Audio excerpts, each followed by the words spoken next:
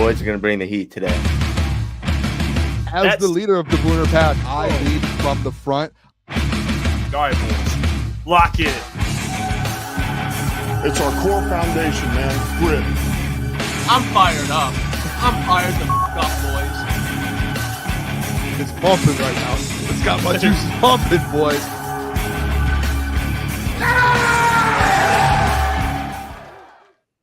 Welcome to Crunch Time Sports with Jeff, Booner, Lukas. We are live. It's Thursday, January 16th, and we got a big show. Big show today. Two guests.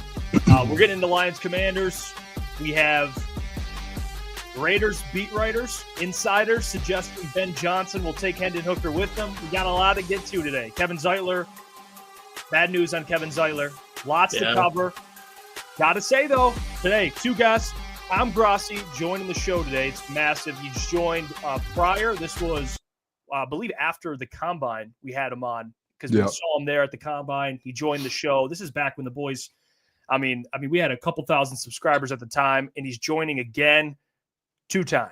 So that'll be exciting. I can't wait for it. And then we also have a host of Locked On Commanders and a Commanders beat reporter for Sports Illustrated. So shout out to the doc, David Harrison, joining the show at 8:15. So packed show today, fellas. Doc, man. How we feeling? Feel good. I don't know about where you guys are at with this. As we get closer to game day, especially like playoff time, you know, it's Thursday. There's 2 days until the game. I would say nerves kick in a little bit. Like I could start feeling and I know it's a game, take care of business. It's going to be fine. Like I'm not worried. But the nerves sit in a little bit, you know, like I looked at my Kool-Aid jug today and I went, things are happening. Like this is about to be something special. And I was like, maybe I'm thinking ahead about Super Bowl and all that, but I feel good. Even with the Kevin Zeitler news, I feel good today, boys. Yeah, it feels great, boys. And we got to remember, too, like while we're in these next couple of seasons, like this is the good old days of the Detroit Lions. We're in them right now. So I'm saying like, hey, Boone. It's always the good old days. We're like in prime Detroit Lions football era for the next couple seasons. So we got to appreciate it. Hopefully we get some Lombardis. We're on track to 1 right now. And I just can't wait.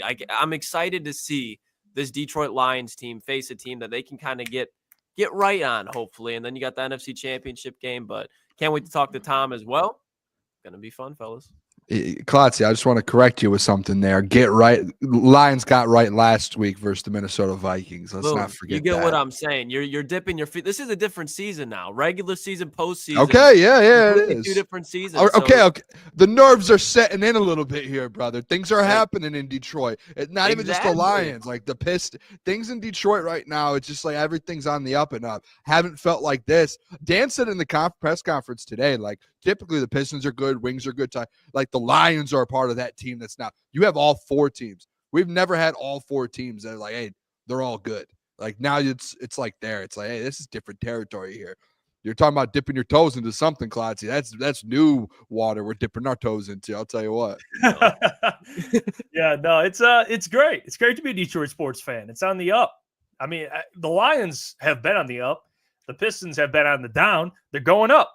The Red Wings, they're taking a step forward. They're on their way up. New coach. So, you know, and then the Tigers just coming off a postseason run. It's exciting. It's exciting times in Detroit. So big game this weekend. It's the Commanders staying in the way of the Lions from getting to their second NFC Championship game in 2 years. And they're missing their starting guard, Kevin Zeitler, dealing with the hamstring injury, dealt with it. End of the Vikings game, he kind of tweaked it. And you saw it. He was on the sideline. You could see him mumble or at least say, you can lip read. He said, I'm fine. I'll be good. But they just can't get him right. And he missed practice this week. He is ruled out officially from Saturday's game. So that would mean Mahogany. Big time. Mahogany. It's time. Okay. And we saw Mahogany's one start in the NFL, full start against the Bears. No sacks allowed. 1 hit allowed. He played well. So I'm excited for the Mahogany. Hey, this is, I said to Klotzy today, it's make or break. Make or break for Mahogany. You're in a big opportunity. Last year, the Lions played in an NFC Championship game, and they were up 17 with Yodi starting at guard. No Jonah. They can get this done with Mahogany. They can certainly get this done. And by the way, I just want to throw it out there too, like with Brad Holmes, Christian Mahogany, a 6th-round pick, like instantly year 1, 6th round. The fact that he dropped all the way down there, Lions are able to get him, and like again, year 1, this guy is in a playoff game starting at right guard for you. Like that's incredible. Like you're sitting there and you're like, that's just another steal from Brad Holmes, and it's like not like he's passed up Colby Sorsdale, who you drafted 2 years ago and was expecting to be that. Yodi, who's been a vet on this team and has stepped in big spots. He's like literally Yodi, a guy who started in the NFC Championship game. Christian Mahogany already has taken his spot. I think honestly, and this isn't at Kevin Zeitler, because I think Kevin Zeitler's one hell of a offensive lineman in the NFL. A lot of people thought he should have been a Pro Bowl or an All-Pro player this year. I think this is like maybe you could look at this as like the passing of the torch a little bit, to where, hey, Kevin Zeitler's on a 1-year deal, and that you might not want to have to spend money when you have to start giving other guys contracts, do this, do that when you're working on your books. You got Christian Mahogany on a 6th-round pick deal, a rookie deal, and now he's about to go in there and get playoff experience. I'll say this too, boys. I'm pretty confident in Christian Mahogany. He's already played once this year, and he looked incredible. Like, he looked very good for a first NFL start. He looked very good. So I'm confident, and I know it's the playoffs. It's all different. It's like a whole different level, step up. But hey, I'm confident Chris Mahogany's going to be fine. Guess who he's playing next to?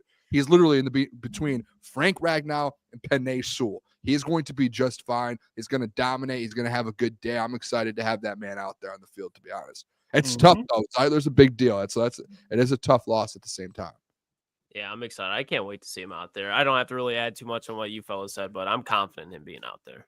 Yeah, he's got, I mean, out of all the guys you could miss, like Kevin Zeitler's a big deal, but guard better than missing a left tackle or Frank Ragnow. It just is, even though Zeitler's great. But like you said, Boone, he's playing between 2 All-Pros. I mean, helps out a lot. It does. Yeah, it definitely does. So that's all for at least missing a game for the guys who played against the Vikings. So that's big. I'm excited. I think, and Scotty Montgomery kind of talked about it. They asked him about this run defense and how they've gotten a little better, the Commanders have, over the last couple of weeks, because sometimes when you look at stats, they can be a little skewed because it's a whole season. You're not taking into account, are they getting better? How have they performed the last handful of weeks? The Commanders have gotten a little better, but even with Mahogany in there, with Jameer and David Montgomery, these guys they're fighting an uphill battle anyway. So I'm not too concerned there. Scotty did say that for David, the whole 50-50 thing, they got to see how he does. But if David goes out there, he's getting loose. Let him heat up. They're going to let him. They're going to let that man go. So that's the vibe I got from. Do you even think, especially between Monty and even it applies with Christian Mahogany, like we were talking about, like you look at this Commanders up front, they're good at stopping the pass, but 30th against the run. And like Boone, like you're talking about, they got Penei Sewell out there. They got Frank Ragnow and Taylor Decker both off a week's rest, which they both valuably needed. Like me and you were getting into it. I was like, Taylor Decker, he's not playing his best ball. And you're like, yeah, he's not, but he needs a rest. And he got that. He got a rest. All these guys did. This whole offensive line is off a week's rest versus you look at what the Commanders just did. They had to go up against a very solid offensive front. You look at guys like Tristan Wirfs, Cody Mock, those type of guys in Tampa Bay. That's a tough assignment. Now you're getting the best offensive line in football. Yeah, Zeitler's out, huge blow, like you guys said, but Mahogany's going to have an opportunity to really exploit this front seven because, like, they have Bobby Wagner. They have Frankie Louvu. They have Jonathan Allen. They have Deron Payne. Like, they have dudes, but for whatever reason, they haven't been able to figure out stopping the run-wise. So I think this run game, even D-Mont included on limited touches, has a lot of chance to exploit this defense. Christian Mahogany started week 16, boys. Yeah. Jahmyr Gibbs rushed for over 100 rushing yards. And I don't think D-Mont played in that game. That was one of the games he was out. Mm-hmm. And you had Craig Reynolds, 18, Jamar Jefferson. You rushed for 146 total rushing yards with no D-Mont and Christian Mahogany. Against the better run defense at home. With the Chicago Bears. Yeah. Oh, what was it? I thought it was Chicago. It was Chicago. Yeah, Chicago. Oh, okay. I thought it was in Chicago, though. It was in Chicago. Yeah, no. I'm saying. Oh, on home. The road. Okay, yes. Like okay. The Bears were at home. Yeah. Threw me off there for a second. But yeah, like that's big. And like Jared Goff, too, on top of that, like he only got sacked once in that game. Versus some of the dudes that the Chicago Bears have on that D-line and that pass rush. Like, I think you could almost say, like, some of those guys are at a different level as well. So, like, I'm very confident in the fact that you have D-Mont back. I am interested. Like, yeah, we've gone at it about that. I'm interested. I do truly believe, like Dan Campbell says yesterday, hey, he looks at the guys and says, hey, boys, like, or it wasn't even D-Mont. It was Ben Johnson. He picked up right where he left off. Like, he is fine. He's good to go. Like, I don't think if there was anything bad in his knee going on to where they would be like, yeah, let's just throw him out there. It's a playoff. Like, no, I think they would be smart about it. I really do believe that D-Mont's good to go. He didn't even have a brace on when we saw practice there, and he was out there running routes, and he looked just as fast as he did 4 or 5 weeks ago before he got hurt. He looked like normal D-Mont, and there wasn't even a brace on there. Typically, something like that, Klotz, we talked about it. Throw a brace on, take some weeks off, heal up, you're good. Didn't even see a brace. So, like, he must be good to go. I think he's going to be fine, and I think they're going to be able to go about it like they have all season long, where it's tough for teams to get stops. Like, it's tough. Dan said it today in the press conference. They were asking him about, like, the duos, and he brought up a good point. Like, everywhere he's been in the NFL, they've had a 1-2 punch in the running back position. Like, everywhere he's been, like, and especially like the one that we all know, Mark Ingram and Alvin Kamara. Like, he's like, it's one of the most beneficial things to have in the NFL. So the fact you're getting that back, I'm not worried about the Kevin Zeitler thing, and I hope people don't take that the wrong way. I really don't. But like, it's just like Christian Mahogany when he filled in week 16. He looked extremely good. Like, he looked very good. I remember after the game, all those clips were coming out about him, and it was just him just dominating, like taking on like 2 people at once and just throwing them. It was like, this is your 6th-round pick, like less than a year ago. Because he was supposed to be a 3rd-round pick, and he had off-season issues, and it obviously kind of showed, or off-field issues, and it showed with the Lions, missed training camp, missed a lot, or not a lot, but some of the regular season. But like you just said, Boone, he instantly pretty much is going over Colby, going over Yodi, guys like right that, away, and he's able to step in. So you see why this guy was projected as a 3rd-round pick, and Brad's taking a little bit of a risk. I said, Dad. Brad's taking a little bit of a risk here, drafting Mahogany in the 6th round. Okay, but this guy, I think he's not. I don't see him, at least as of right now, being the Amon-Ra wide receivers or as a 4th-round pick to All Pro. But from what I've seen and what you guys have seen, like, there's no doubt that you should not be confident, or that you should be confident in Mahogany. This guy's going to go out there and be a very solid guard, because at guard, at the end of the day, it's not a lot easier, but it's not as difficult as playing offensive tackle. Like, he doesn't have to go out there, and we just brought up TJ Watt. Like, he's not assigned with going out there and stopping TJ Watt. Like, it's guard's obviously difficult, but tackle's a whole different type of game. Hey, the man dropped because one of his legs was smaller than the other. Like, that was the rumor. That was what was going around. That rumor. That's crazy. That's like a ridiculous, like, hey, the guy's legs smaller than his left leg smaller than his right. He might not be able to move that well. Well, he did it pretty good at Boston College for 4 years or 3 years, whatever it was. Like, it looked pretty good. That's where he got the nickname Dirtbag. I mean, if your nickname's Dirtbag, welcome to the Lions. I'll take you. Like, isn't there a video of him like doing keg stands too? Yeah, I'd probably. That sounds like that's on brand for sure. And it's not as much as we can bring up, like, oh yeah, if you have a guard out, it's Zeitler. I understand that, like a borderline All-Pro guard, so it's not good, but it's better than losing a tackle or a center, whatever. We could have that discussion, but you've seen guys fill in at guard, and it's noticeable. Like Colby, you've seen him at guard, and you're like, oh no, this ain't good. So it's not, I don't want to heart drops a little. I don't want to discredit what Mahogany. I think he's just a better player than all those guys. Although it's not like filling in at tackle or anything like that. And Colby's done that before. But guard, even though it's guard, it's not your starting center or tackle. You could still see when a dude's filling in and he ain't it, you'll see. And Mahogany is showing he's it. So it's credit to him. I mean, he's proven he's going to be a damn good player. Tyler says the only thing the Commanders have that even could be a factor versus our run is Bobby Wagner's all-time great tackling ability. Yeah, his Bobby Wagner can diagnose plays. I mean, he just say that, but then you watch Baker Mayfield break through his tackle last week. So now you think, and Bobby Wagner should be first ballot Hall of Famer, but he's not Bobby Wagner anymore. I think you can say maybe not first ballot Hall of Famer, but same thing with like Zach Ertz. But it's like, okay, you have Jahmyr Gibbs, who's in year 2, and he is one of, if not one of the fastest players in the NFL. You think Bobby Wagner is just going to be able to cleanly and just pick up Jahmyr Gibbs? Like, no, I guarantee you, if Baker Mayfield's trucking Bobby Wagner, running through him, Jahmyr Gibbs, and then David Montgomery, I don't think he's going to look like prime Bobby Wagner out there. And that's what they honestly need. Ruben says the only concern is going to be containing Jaden Daniels. I saw I saw this also from Ruben. Montgomery and Gibbs are going to dominate the Commanders' defense and eat up the clock. Then with Kirby, Bryan, and Jack Campbell are all going to shut down the passing game. Yeah, Ruben. I mean, I would say, in my opinion, I'd probably put Anzalone there instead of Jack Campbell. But you pretty much have all that correct. Like that's what's going to transpire. I want to welcome in our guest. Speaking of the Washington Commanders, does great work, man. Here we go. You can check him out. Lockdown Commanders, producer, host, and he covers the Commanders for really SI, Commanders on SI, which we talk to Doc every single week. He does Detroit Lions on SI, so he's an ally.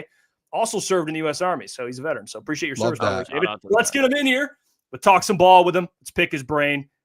David Harrison. David? Hey, what's going on, guys? I appreciate the kind words. How are you? Good. I would love to pick your brain, man. We've been talking all week about the Commanders, but to bring on someone that knows it more than any of us do, I'll start with this kind of first impressions of the game. You've been kind of, I'm sure, watching film, kind of watching the Lions, seeing what to expect. They haven't played each other this year. But what's kind of your early thoughts on just the matchup? And I've seen a lot of Commanders fans commenting on some of our YouTube channel and some of our social media is like, hey, we're happy to be here. We want a playoff game. It reminds me of the Lions of last year. And then there's a lot of Commanders fans that are like, hey, upset alert. Where are you at, David, with it all?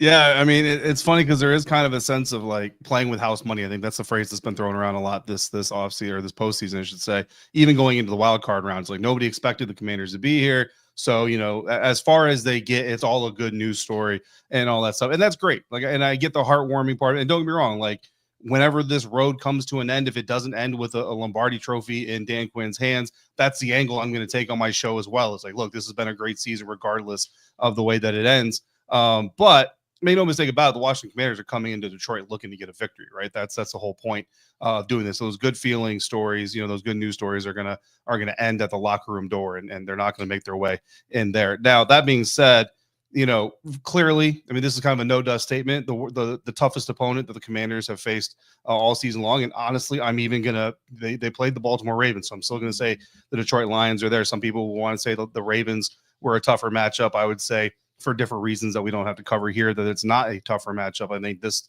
matchup clearly is going to be the true measuring stick. Like, you know, like where is this franchise truly gone in its first year? There's really two outcomes or three outcomes I see to this thing: a large victory for the Lions, a narrow victory for the Lions, or a narrow victory for the Commanders. I don't see a world, and granted, it's, you know, any given Sunday, et cetera, et cetera. I just don't see a world where the Commanders come into Detroit and leave with a 10-point victory, you know, a 9-point, any type of 2-score victory.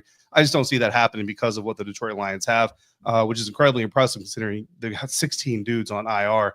And that's not counting the guys who have been injured that they just held off of IR, hoping they would come back, a la David Montgomery, who's coming back this weekend. So that's kind of where I stand on this thing. Like, it's going to be, you know, the hope is it's going to be a close competition. And obviously every Commanders fan out there is hoping that Jaden Daniels is going to have the ball in his hand in a 1-score game with about 4 minutes left on the clock so that he can try to do what he did against the Buccaneers last week. Yeah, David, I want to ask, one of the biggest things in honestly the storylines in this game, at least here in Detroit, is the Washington Commanders run defense. And obviously with Jahmyr Gibbs and now David Montgomery coming back, I kind of want to just get a thought, because I haven't really heard from someone, a Washington Commanders, someone who covers the team, in regards to that, just to see maybe, hey, is there something that we're missing on our end? Maybe they're going into the playoffs. It's been a little bit different with the run game defensively with Dan Quinn. But what are your thoughts on that? Do you think they're going to be able to stop the run and maybe just slow down this Detroit Lions running back duo a little bit? Yeah, so stop it. No, slow it down. That's the key, right? And that's what they did against Tampa Bay Buccaneers last weekend. Bucky Irving and Rashad White, they're not Jahmyr Gibbs and David Montgomery, but they're a good warm-up. You know, not to be disrespectful to those guys, but they're just not the same caliber as this Lions backfield is. So it's kind of a good test to go there, cut your teeth in the playoffs against that running game, that running back duo, and it should help you prepare better for this running back duo. It's not going to solve the equation, but the key is going to be for those Commanders run defense to prevent Jahmyr Gibbs, David Montgomery from just completely taking over this game and just ripping off explosive after explosive after explosive play, not just on the ground, but obviously, as you guys know, also in the passing game for Jahmyr. That is really kind of the trick for this run defense. Like, you look at the stats, and if you stat scout this Washington Commanders defense, you're like, bro, these guys are going to combine for 250 yards, 4 touchdowns, and it's just going to be over by halftime. But the truth of the matter is, this Washington Commanders run defense has runs where they just, and I don't mean individual runs, like stretches of the game where they just don't, they either get out of position, they don't fit, they don't hit a fit right. They don't tackle right or whatever it is. They just get out blocked sometimes. And those are the moments where a lot of these running backs get big yards. Like if you look back at Thursday night game against Philadelphia Eagles week 11, maybe, don't quote me on that right now. Saquon Barkley, outside of 2 massive runs, really didn't have that good of a night against the Washington Commanders. But if you look at the total game stats, you're going to look at it and say, man, Saquon dominated that game. That's not the case. For the Washington Commanders, it's about preventing Jahmyr Gibbs, David Montgomery from dominating the entire game. And when those moments come where they do break off a big chunk play, buckle down, tighten up. Don't let that big play turn into a touchdown. Obviously, hopefully that play itself is not a touchdown, but then tighten down in the red zone or in the upper red zone, and don't let the Lions turn that big play into a touchdown to keep the team in it and not turn those mistakes into big plays. That's really the kind of where the rubber meets the road here. Like the total box score might say one thing, but at the end of the day, if they can make most of those runs 2-3 yard gains, they're going to be able to keep the team in it. Hey, David, before I ask you anything based on this game, behind are those 2 Ohio State helmets? They are 2 Ohio State helmets. Oh, My father is David, from. You're a good my man. father. You're a good man. My father's from Circleville, Ohio, right outside Columbus, Ohio. Dreamt of playing for Woody Hayes back in the day. Raised me to be a Buckeye fan. So Arizona State is my alma mater. So I'm also a Sun Devil fan. But Ohio State is what I grew up cheering for because of that. Good man. I'm a Buckeye fan. Big game Monday, but. Honestly, personally, I think there's a bigger game Saturday. I'm more of an NFL fan than a college fan. You kind of talked about the Commanders' defense. Now, offensively, they're going to have to put up a lot of points because Detroit, I'm sorry, in my opinion, you're not holding them under 30. It's very hard for any defense to do that, but I don't see the Commanders doing that. What do you think their game plan is going to be? Obviously, Terry McLaurin's there, but they're going to need other guys to step up and make plays. So how do you think they're going to try to attack this Aaron Glenn-led defense for Detroit? Yeah, I mean, it's really putting Jaden Daniels in a situation where he has the opportunity to make the best decision for the team, whether it be RPOs or whether it be just multiple layered route concepts to go out there and just say, what are the Detroit Lions doing against me? How can I make the best decision? And that's really where he's been incredibly impressive, especially for a rookie quarterback, is making the right decision for his team. Now, unfortunately, sometimes the right decision is like a 1 yard sack and he runs out of bounds. And, in the press box, you're kind of going like, dude, just throw the ball away. Don't take even a 1 yard loss. Like, don't take the 1 yard loss. But, that's part of the rookie development process. But that's something that Jaden's been really good at. Is Cliff Kingsbury gives him a lot of options, gives him a lot of leeway. There's not a situation this season that you can look back on and say Cliff Kingsbury told Jaden, hey, dude, no matter what, this is what you're doing. That doesn't exist with this offense. It's all about what Jaden sees, all about what decision he wants to make based on what's given to him. In fact, there's been moments Cliff Kingsbury, there's a deep ball to Terry McLaurin against the Cincinnati Bengals early in the season, which is even more impressive considering that Jaden is still very much a rookie quarterback at that stage, where Cliff calls a play and Jaden, essentially like a pitcher on the mound, waves him off and says, no, dude, we're not running that play. They run a different play. They get a moonshot to Terry McLaurin, and Cliff said, gave his quarterback credit, said I called a bad play, and he had the nerve to call me on and say, no, dude, we're not doing that. We're doing something else. So that is kind of been the MO for developing Jaden this year. Is they're not looking to put him in a bottle. They're looking to let him just kind of go out there and do his thing. And that's what he's been doing. So as far as the strategy is concerned, there's going to be deep routes that are called. And if Jaden feels comfortable with them, he's going to take them. There's going to be underneath stuff. There's going to be avenues for him to run. There's going to be RPOs, and he's going to make those best decisions. So that is really kind of the way that they want to go. Now, telling you Jaden's personality, and this is really no secret, he wants to take the shot. You know what I mean? So if he gets single high coverage with Terry McLaurin on the outside and press, and Terry McLaurin even gets even with his defender, you can pretty much bet he's going to take that shot and give his receiver a chance to make the catch. But Jaden's also very smart, and he also understands that it's in his team's best interest to keep the Detroit Lions under 30 points, not necessarily by massively just stopping them on defense, but shortening the game and not giving them the opportunity to have enough drives on the field to get those 30 points. Yeah, David, I mean, the coaching matchup, and I want to ask you about Ben Johnson, because I gotta pick your brain on that. You're probably the most connected guy here for us to actually find out information about last year and what happened. Yeah. But just stick with who you hired. Dan Quinn has done an excellent job, 12-5, and it's a team that's aggressive. I mean, you got Dan Quinn and Dan Campbell both going for it. What do you make of the job Dan Quinn's done this year? How impressive he's been getting Cliff Kingsbury in to kind of handle the offense. And then the second part, after you answer that, what do you think? What happened with the Ben Johnson stuff? Did he really want Sam Howell? Like, what's your whole take on that situation? Or you think it just didn't work out, and to each his own? Yeah. So for the first part, I'll tell you this, and I've had this conversation with other people around here as well. If they hired Ben Johnson this offseason, this Commanders team would not be where it is today. It would not be as good as it is today. Now, that's not to say that it would be as bad or it would be bad necessarily. But the reason I say that is because Dan Quinn not only brought in, a culture and an atmosphere that's just highly motivated, it's highly connected to the kind of the warrior spirit and all that stuff, but he also brought in this all-star coaching staff that a guy like Ben Johnson just honestly, like, unless there's just a bunch of connections that he has around the league that we just don't know about, he's not going to be able to he's not going to bring in Ken Norton. He's not going to bring in Brian Johnson. He's not going to bring in Anthony Lynn. You know what I mean? These are guys that a coach as young as Ben Johnson just isn't going to have in his tree and in his circle. Right. So it's not a dig on him, but when you look at the way that this coaching staff is built and the amount of NFL players, I mean, former Detroit Lions quarterback David Blau is on the staff as well. Like, there's just so much experience, and not just experience in the NFL, but experience doing what these guys are doing. And players will tell you, like, look, they can learn from a coach that never did it at the highest level. Dan Quinn himself never did it at the highest level, but it does help when you have people around who have done it. So, if you're a D lineman saying, well, Dan Quinn's never done what I'm being asked to do right now, but Darryl Tapp, who is telling you, hey, we're following this guy because I believe in him. And if you want to believe in me, you're going to believe in him. That helps. And those things matter. And I think that's really been the biggest part of this whole thing to bring. I mean, guys, like, you list any number of reasons that a team might take a step back, right? New head coach that usually don't have amazing success year one. New offensive coordinators don't usually have amazing success right off the bat with their new teams. Rookie quarterbacks, same thing. 60% plus active roster turnover from this year to last year, or from last year to this year, I should say. Like, all of these things typically stack up and tell you that this team is not going to have a great year. Now, coming off of 4 wins, you still might get 6, and it's an improvement. But you know what I mean? All those things usually come to roost. But this team, from like veteran minicamp, man, like, has really just kind of gelled incredibly. And that is all starting with Dan Quinn.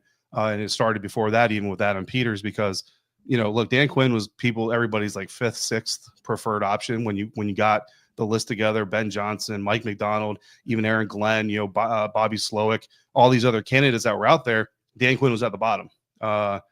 The Washington Commanders, in fact, when they flew him in for his interview, they flew him commercial into, I think it was Reagan. They flew him into Reagan, and they didn't have a team escort waiting for him. Like, Dan got to the airport, had to get himself to the interview. So, like, even that was kind of taken as a perception of, like, okay, you're giving him an interview, but obviously you're not really and I don't know all the details behind that, so I don't want to get too crazy with that story, but like, there's just this big kind of like feel that he wasn't, necessarily at the top of that list. So then when he gets hired, a lot of people are kind of confused.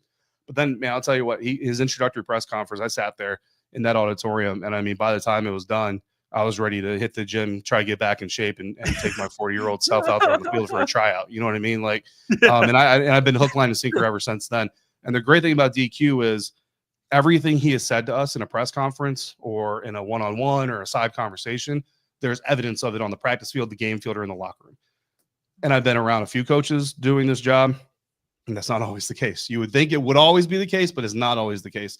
In fact, it's actually very rare. Him and Bruce Arians, I will tell you, are the 2 coaches that I put at the top of the integrity list. Like, what they tell you, they mean what they mean. They execute.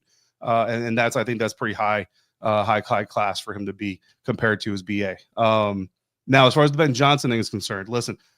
So the story that's out there about Sam Howell, yes, I've heard that same story. No, I have not confirmed that story. The person, or I should say the people that I've heard that story from, I can trust that they sourced that story. These aren't media members that I heard this story from. However, I did not source that myself. I probably shouldn't even be confirming that I've heard it. But yeah, I've heard it. I don't know if it's 100% true. But once he was kind of out of the race, I kind of left that to the rest of the conversation. Honestly, Ben, I don't know Ben. You know what I mean? I've never met him. I was in Detroit last year for the divisional round when they beat the Buccaneers, because I was covering the Buccaneers at the time as well. And I did take some time to go to the Detroit Lions press conferences. And really what I wanted to hear was how much do these guys praise Ben Johnson, the leader, not just the X's and O's guy. And I have noticed that they always praise him for the X's and O's. I don't hear him praised a lot for his leadership. Now, massive great assault, I don't scour the Detroit Lions pressers. You know what I mean? So like that's a very small sample size of pressers that I've listened to. So, but if that is the trend, it would be a little concerning to me, not because them not praising his leadership doesn't mean he's not a leader. But as a head coach, again, going to BA, Bruce Arians, it's the Jimmies and Joes, not the X's and O's. So Ben Johnson's a brilliant football mind. That's great. But if he's not a leader of men, that's going to be a problem no matter what head coaching job he gets. So again, not to say that he's not a leader just because I haven't heard a lot of praise for his leadership, but that was one thing that when I was researching him for this position, not like that I have a say in it, but just doing my due diligence, that was something that I wouldn't say concerned me, but did stand out to me. Yeah. Well, appreciate your insight, David. You do some great stuff. Good luck this weekend, and keep up the great work. Appreciate you for joining the show, as always. I appreciate you guys for the invite. Thanks. There you go. Appreciate it, David. Host Lockdown Commanders and does stuff for Sports Illustrated as well. Appreciate him. And, of course, Tom Grossi. The rumor, Ben Johnson burning down. Oh, my gosh. Can confirm. I'm trying. Listen, Tom's got to be in a tough spot, though, because he obviously doesn't want him to go to Chicago. But if those rumors are true, he's staying in Detroit. He has to stay here. He has nowhere else to go. Chicago's getting Big Mike. They can take Mike McCarthy. That's another tough position. Big Mike. Big Mike. You know what? There's a lot going on. Let's welcome him in. He doesn't need an introduction, but I'm going to give him one because he is the man of the people. He is a comedian, the king, one of the kings of NFL Green Bay Packers content. Our good friend Tom Grossi. Tom, what's going on, my friend? How the heck we doing, guys? Thanks for having. Oh, look at that! We got the went and everything. We brought out the big guns. Oh yeah. All right, how we doing? We talking about Ben Johnson, all the terrible things he does. I mean, I'm just hearing some awful things that he's doing in his private life, and I'm just waiting for all that news to finally drop because this monster needs to finally face justice. He's a terrible human being. I mean, just hates puppies. I've heard it all, Tom. I really have. I'd love to ask you though, because I know you're dialed in the NFL playoffs. You're doing your watch parties and your streams. The Green Bay Packers. Okay, there's a chance this could have been us, Tom. This could have been us this weekend, but the Commanders, they just got you. And you lost to the Eagles. Can you kind of go through kind of what you make of that game and how it ended for you guys and the whole Jordan Love stuff and he crap in the bed? Break it down for me, Tom. What do you make of it? That was totally an unbiased question. How do you feel about Jordan Love crapping the bed? Thank you for the journalistic integrity. How do you feel your franchise is falling apart, Grossi? What do you think?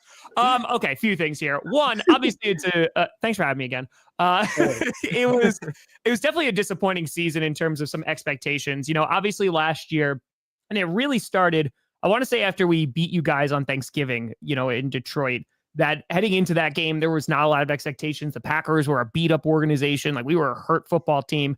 And they went and they took care of business. And Jordan Love just played at a Toyota-thon level. That was, oh, damn, like this guy's real good. Yeah. And you could beat the Cowboys to get real close to beating the 49ers, as you guys were as well. And I think just heading into this year, there was this shift because last season, we didn't know what we had in Jordan Love. So there were very, very little expectations. And honestly, as a Packers fan, that was kind of a new thing in terms of we either had Brett Favre or we had Aaron Rodgers. So the expectations were always Super Bowl. Right? Which no one's going to boohoo and cry about for us. It's, as you guys will learn, it's just a different hurt when you lose in the playoffs. And in terms of kind of this year, there was like, okay, let's figure out what we have. We have Jeff Iafrate, who was phenomenal as our defensive coordinator. The Jets are interviewing him now, who I hope he does not take that job. And we just never really found that rhythm. We were beating up on bad teams, which was great. We were kind of just waiting for like that one game, for that Lions Thanksgiving game, for Jordan Love to kind of like excel. The pass rush never really got realized at all. Obviously our secondary injuries, like those were a problem as well. And when it came to that game, Watson getting hurt in the Bears game, and then unfortunately he wasn't ready to go. And then all the injuries, it was a rough time in Philadelphia. But I think the thing I'm hanging my hat on is even with 4 turnovers and 3 of them in the first half, the Packers were down 10-0 at halftime. It was a 6-point game, like heading into that fourth quarter. And that defense, like we had a top 10 run defense, which is the first time since, good God, it's been a while since that has happened. So I'm not really too concerned. I'm really excited about this upcoming offseason when I finally turn the page on this season, because the Packers finally have some financial flexibility in their cap. They'll bring some guys back, but there's not any like looming free agents that are like pivotal to resign. So I wouldn't be surprised if the Packers go out and sign a big free agent. You know, they'll move around the draft. They can be aggressive. Goody was talking about this too. It just seems like these next 2 years are going to be like, okay, let's see really what kind of quarterback Jordan Love is, because we only have 2 seasons of him, right? As a starter, you had that back half at the end of last year, which was really, really good. And this year he was still solid. It just wasn't anything like what you would want him to play like, especially with that contract. So I'm not overly concerned. I think we have a small sample size. By the end, he had no one to throw the ball to. But yeah, I'm still pretty optimistic for their future. I think they have a really good foundation. And like I said, we're going to find out like who this team is within the next 2 seasons. Tom, I want to throw this out there real quick. Do it up. We did our playoff predictions. I was the only one to pick the Packers. I got absolutely cooked, and just everyone went at me after. They thought it was the crazy. I thought you guys had a chance. If those injuries don't happen, the Packers win that game. The Eagles, you guys win that game if all these injuries. Josh Jacobs goes down on one of those last drives. It was brutal. I do want to throw that out there, though, and ask you this about all these injuries, especially the big one is with all these wide receivers, with Christian Watson, Romeo Doubs. Like you look around the NFC North, and you see the weapons that the Lions have. You see what the Vikings have. The Bears. I mean, we could go with that, but who cares about that? But I just want to kind of see where your mindset is with the wide receivers, because like I feel like there has to be a decision made at some point. Like, hey, we got to go get some new guys, or we got to make a move here, especially with the quarterback you're paying $200 million. It's like, hey, we need to give him some weapons around him. What are your thoughts on that and kind of how that game ended with all those wide receivers going down? Sure. Yeah. I mean, there's a couple things. Like, one, I want to be very clear too, because unfortunately the narrative around Jordan Love has gotten so ridiculous that there's no more nuance anymore, right? So either he's a huge bust, waste of money, or like he's amazing and he's God. And the truth is, like, he's got to play better than that, right? We could break down every single interception, the one which is just a prayer at the very end, which you could write off and say, okay. The second one that he did right before halftime, that was Zach Bound, LaFleur, and Love also talked about this, that Tucker Kraft just ran 15 yards instead of 20. He wound up getting tripped up as well. And then Bound just came back into the window. And then the first one was an amazing play by Slay, who you know very well. Yes. So, like, again, I am not overly concerned about Jordan Love. I still think I've seen enough personally, and people could disagree. Like, that's totally fine too. Like, my word is not gospel, but it just from what I've seen from Jordan Love, I'm like, yeah, I think this kid can play. So we'll see. But in terms of receivers, you're not wrong. I think heading into this year, what we were talking about in the way that the Packers were talking about their team was that there's really not going to be a true number one wide receiver. And I know, like, in the offseason, this was talked about ad nauseum, especially by fantasy folks. They were just like, who's going to be the guy? And I was like, I don't know. It could be somebody different every single week. And, Tucker Kraft had a really nice season. Romeo Doubs had a really nice season. But you touched on 2 injuries, because Watson had a good season as well. And the offense was better when he was on the field, just because there's not another guy like Watson on the squad. And unfortunately, with him going down, he's going to miss a good chunk of 2025. So that is a concern. And his contract is going to be coming up sometime soon. And then Romeo Doubs, dude, he had a concussion earlier this year, was wearing the Guardian cap, and then suffered another concussion at the end of that, or during that game. And so, like, you do have to be concerned about it. So I'm just curious about where the Packers are going to look to go get a wide receiver, whether that is going to be in the draft, whether that's going to go and try and trade for a veteran, whether Devontae Adams is coming back. I know lots of Packers fans are getting excited about that. T. Higgins doesn't make a ton of sense for me, because all Packers fans do is complain about Christian Watson's inability to play because of injury, and he's played like the exact same amount of games as T. Higgins. So, like, T. Higgins is a very, very good wide receiver. Don't get me wrong. But at the end of the day, I think they're going to address it. It's just going to be, where do you want to spend that money, right? If you're bringing in a veteran, is it on the pass rush and going and get one of these elite pass rushers if they're available, as those names are floating around, right? Like Myles Garrett or like Crosby. Or do they go and get corner, because we're probably going to lose Jair Alexander? Who knows what's going on with Eric Stokes? We might bring in like a DJ Reed. So I think it's just a matter of where they want to allocate all those resources. But ultimately, I would be shocked if they don't bring in another wide receiver, whether it is, 1 or 2 from the draft, in a high spot, maybe like a day 2 pick, or they decide to go get a veteran in free agency. I just keep seeing Devontae Adams popping up everywhere. I just keep seeing it. It's building up a lot of hype already. Offseason just started. I'm just throwing that out there. Oh, I know. Yeah, it's all over the place. And no, listen, it's also the Jets too. Like, who the hell knows what Aaron Rodgers is going to do? They need a whole new regime there. Yeah, I mean, listen, I would love Devontae Adams to come home. Don't get me wrong.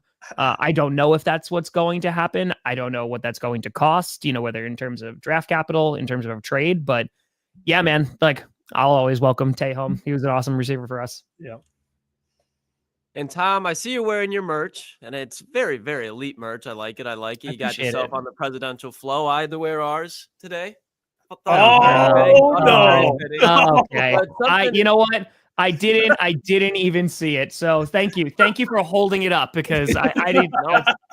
Oh, what a time. What a time to be alive. No problem. Always, Tom. But something that I got to ask you just because I'm interested on your perspective. I'm obviously not a Packers fan. Never have been, never will be. And kind of going with it, I'm not a big fan of Matt LaFleur. I have some respect for him, but I think sometimes people can overhype him. They talk about him being the next Shanahan, like that kind of talk. What is your mindset on LaFleur going forward after just failing to have like true playoff success thus far? Yeah. So, all right. Can I ask real quick a clarifying question? So why don't you like Matt LaFleur? One, just because he's the Packers coach, but I think just in crucial times. I think from when you said, I never will be, I never have been, I've never been associated with the Packers. Yeah. Like it's a congressional hearing. You're like, I've never worn cheese on my head ever. Yeah. No bias at all, by the way. Hey, I've argued with him about Matt LaFleur. Me and Matt LaFleur, same college, Saginaw Valley State. So I've stood up for him. Me and Matt LaFleur go way back. We were hanging out all the time. That's the homie. Yeah, but another reason is I just think in big games, in the biggest moments, they fail to come through, and that's my biggest thing. Where he might be like an offensive mind, like he's right up there, but when it comes to coming through, being that head coach that's able to pull his team through the toughest moments, I think he's very inconsistent compared to the like elite coaches of the NFL. Could he be there one day? But I think some people act like he's already there. But after this season, again, the Packers, there was a lot of people that are saying this is the team you want to watch out for in the playoffs is the Green Bay Packers. They can make a Super Bowl run. Does that has your mindset changed on LaFleur at all? I think there's a few things with LaFleur, right? And you bring up a good point because the number one thing that I talk about all the time with LaFleur is consistency, right? Especially when it comes to play calling. And there's been some decisions that he has made regarding personnel or like player lineups that I definitely disagreed with in the past, whether it is deciding on your offensive line versus Bosa and the 49ers, and not starting some people like Josh Nijman. But I think ultimately, like LaFleur is a very good head coach. He is the second fastest coach in NFL history to 100 wins. He legitimately helped bring Aaron Rodgers to back-to-back MVP seasons. And I think he gets a lot of flack for those years because Packers fans were looking of like, hey, how come this guy isn't, being considered for coach of the year? And the excuse was, hey, you have Aaron Rodgers, right? Which valid. That makes a lot of sense. But in 2019, when Aaron Rodgers had a very, I'm going to call it pedestrian year for Aaron Rodgers, right? It wasn't like his typical Aaron Rodgers-esque kind of performance. He really bought, and they were really running a McCarthy offense. It wasn't until they drafted Jordan Love and Rodgers got pretty upset by that, and he bought into LaFleur's system, and he went back-to-back MVP, right? They were the 1 seed 2 times in a row. And unfortunately, like both of those seasons ended horrifically. Dave Bakhtiari getting hurt on New Year's Eve cost the Packers at least 1 Super Bowl appearance minimum. That was devastating. And unfortunately, he never really came back to play, besides a game here or there. So there's that. And then on top of that, Rodgers didn't show up in that 21 divisional game. And that's the thing that really upsets me with this whole Love-Rodgers comparison. They're like, oh, if we had Aaron Rodgers, we were going to win. I was like, brother, we had the number 1 seed going up against the 49ers. Our defense held them to 10 points, and we still couldn't get it done. So I think that the consistency with LaFleur is infuriating at times. But again, to then have a basically rookie QB in Jordan Love, make it to the playoffs your first year, then improve on that record. Yes, you were definitely worse in the division this year. I think they deserve a lot of credit for that. You get the youngest team, crap in the NFL, like thrown around a ton, but like that is a detriment, right? And you saw that the Packers were the youngest team in a couple of different areas. I mean, look at the lack of discipline when it came to penalties just alone this season. And I think that to be able to bring that team into the postseason, win a game against the Cowboys, you're the first 7 seed in history to win, nearly beat the 49ers, then to go in and you had a close game with the Eagles, regardless of all of the penalties and that. The thing that is frustrating about LaFleur for me this season is the slow starts. And Goody talked about this and LaFleur talked about this in his postseason press conferences, that they need to start faster. And Josh Jacobs was a great pickup. And every time that we were kind of running through the offense through him, it was usually a fast start. But that's where LaFleur can improve. So I don't think he is a perfect head coach in any way, shape, or form, but I still think he's a very good one. And I think if you just look at this season as a whole, you're kind of disregarding all of the accolades he's already built with Green Bay. He has brought them to the playoffs all but one season. This is the first time that he's had a losing record within the division since he's gotten here. So yeah, I still think LaFleur is just on paper a good coach. I just think that he has some flaws, and some of that might be giving up play calling. And he's talked about it a bunch of times. They're like, oh, maybe we'll look at everything. And then he never does. So maybe that could change. Maybe we get a new offensive coordinator, something that could help out. But ultimately, I still think there's nothing that has shaken my belief that he can't get them to where they need to go. Well, let me ask you this, Tom. The Lions, this is weird, by the way. I could get used to this, Tom. The Lions are alive in the playoffs. They are. Now I can ask you, what do you make of the matchup this weekend? I know you'll be live streaming it. What do you make? Commanders, sneaky. It reminds me of the Lions last year. They were 12-5, won a playoff game. Everyone's excited. You're kind of playing with house money. And then the Lions made it to the NFC Championship game. Do you kind of see that with the Commanders being like a sneaky, like a little dark horse, or you think the Lions are set to just take care of business? Where are you at for this weekend? I think, with Monty coming back, if you're able to lean on him in any way, shape, or form, and obviously you have Gibbs, like the run game should be the focus against the Commanders. They have an abysmal run defense. So I think if you're able to just control the clock, and we've seen, hell, you destroyed Sam Darnold in the Minnesota Vikings on primetime, and he was never the same afterwards, right? So if you're able to just control the clock, run the ball, I think you're going to win. I think that you can score more points than the Commanders.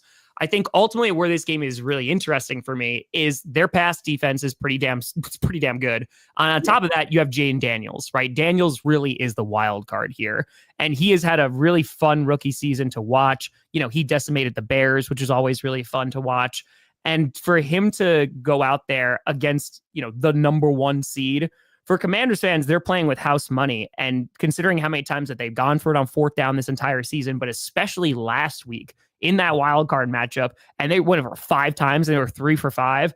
I am so excited to not watch a single punt, on Saturday, that both Dan Campbell and you have Dan Quinn are going to be going for it all the time. And that's going to make for some fun football. So ultimately, I rely on the Lions' experience, their coaching, and just like their team, I think are a few steps above the Commanders right now. The Commanders definitely, I think, have superseded all expectations that they had for this season. But I think they're going to go balls to the wall, and it's going to be a lot of fun to watch. But I see the Lions. This was a pretty favorable matchup for them ultimately to get. I'm gonna throw this out here too, because Tom, you're a Packers fan. You're very familiar with MVP quarterbacks. Jared Goff in Detroit here. The season he had, obviously you have Lamar Jackson, Josh Allen. Sure. You have that going on. What are your thoughts on the way Jared Goff's playing and kind of continue to play? Like, do you think there's a chance, and we've had this conversation on our show a lot, like, hey, there might be a legit chance Jared Goff wins an MVP over the next few years with the offense and the Lions team that they have. Do you see that happening? And do you see the level that he's played this year, maybe competing for a finalist for the MVP? Or what are your thoughts on his performance this season and the numbers he's put up? Yeah, I think because his name was floating around there for a little bit. And it was like, oh, okay, like he could be in this conversation. I think the game that he had against Houston kind of was like a pretty big blemish that was like, ooh, okay, maybe he's not going to be up there anymore. I feel like after that game, his name wasn't mentioned as much, but that's not to say that he has not had a great football season. I don't think he's at the level of Lamar or Josh Allen or even Joe Burrow at this second, but I think what makes Jared Goff's journey just with Detroit just so fascinating is the expectation of when he came in. Everybody and their mother's like, he's a stopgap quarterback, right? We're going to wait a couple years, then we're going to draft somebody else and we're going to move on and have a nice day. But the fact that he has been able to not only excel within this Lions offense, but to be that guy that Dan Campbell relies on, and they can run the offense through Jared Goff if needed, because you guys can run the ball, 30 times, or hell, Jared Goff has thrown this season 40, 50 times. You've seen it both. So I think that, he deserves a ton of credit, and that coaching staff deserves a ton of credit for what they've been able to do with Jared Goff. And I think the biggest reason is you guys just built the trenches. You built those trenches. Like, he has time to throw if he needs it. And, you have the receivers. Timmy P has been great for you guys this year. He was a great acquisition. Timmy P. So I think ultimately, it's a combination of Goff's play it is perfect within the Lions system, and he's doing exactly what they want him to do. And you've seen him go out and win football games. So I think it's a super exciting journey for Jared Goff. I don't think he's going to be mentioned in the MVP contest this year, but hell, man, you keep it up, and I wouldn't be surprised if his name's floating around there next year. Love that. Tom, right when you joined the show, we were talking about Ben Johnson, and this is kind of a two-part question. So, one, which coordinator for the Detroit Lions has impressed you the most this year? And two, where do you think both of those guys land this offseason? Obviously, those could be argued as the top two candidates left in the offseason. They're going to have their choice of job offers. So where do you think they should go this offseason? Yeah, far away from the division would be great. Yeah, agreed. Yeah, agreed. No, so I think the guy who has gotten even more press than, because Ben Johnson was the name last year, right? His name was floating around as being one of the head coach guys. I know he interviewed with Washington and there was that whole thing, but Aaron Glenn, man, it is really, really impressive what he's been able to do with that defense, especially because of the injuries. You guys had a laundry list of injuries on the IR, and you still do. You have a pretty damn long list still on IR, but especially on that defense. And you lose Aiden Hutchinson, who, if he plays, he was on track to be Defensive Player of the Year, right? He was having a phenomenal season. And I think the fact that you guys still made as the 1 seed, you lost a couple games, I think that he deserves a ton of credit for what he's been able to do. So I think Glenn has been the more impressive coordinator out of the two, just because, again, what they've had to work with. You look on the offensive side of the ball, we talked about the acquisitions of Tim Patrick, but the run game has gotten better. Gibbs has gotten better. So Ben Johnson definitely deserves a lot of credit, and that's why he's going to be one of the highly sought after candidates for a head coaching gig. But ultimately, I'm very interested to see where Aaron Glenn goes and if he's able to kind of have that same impact on a defense and on a team like he did in Detroit. Because that's ultimately the question with any of these coordinators too, right? We're talking about Ben Johnson. I know you're talking about him right before I came on as well.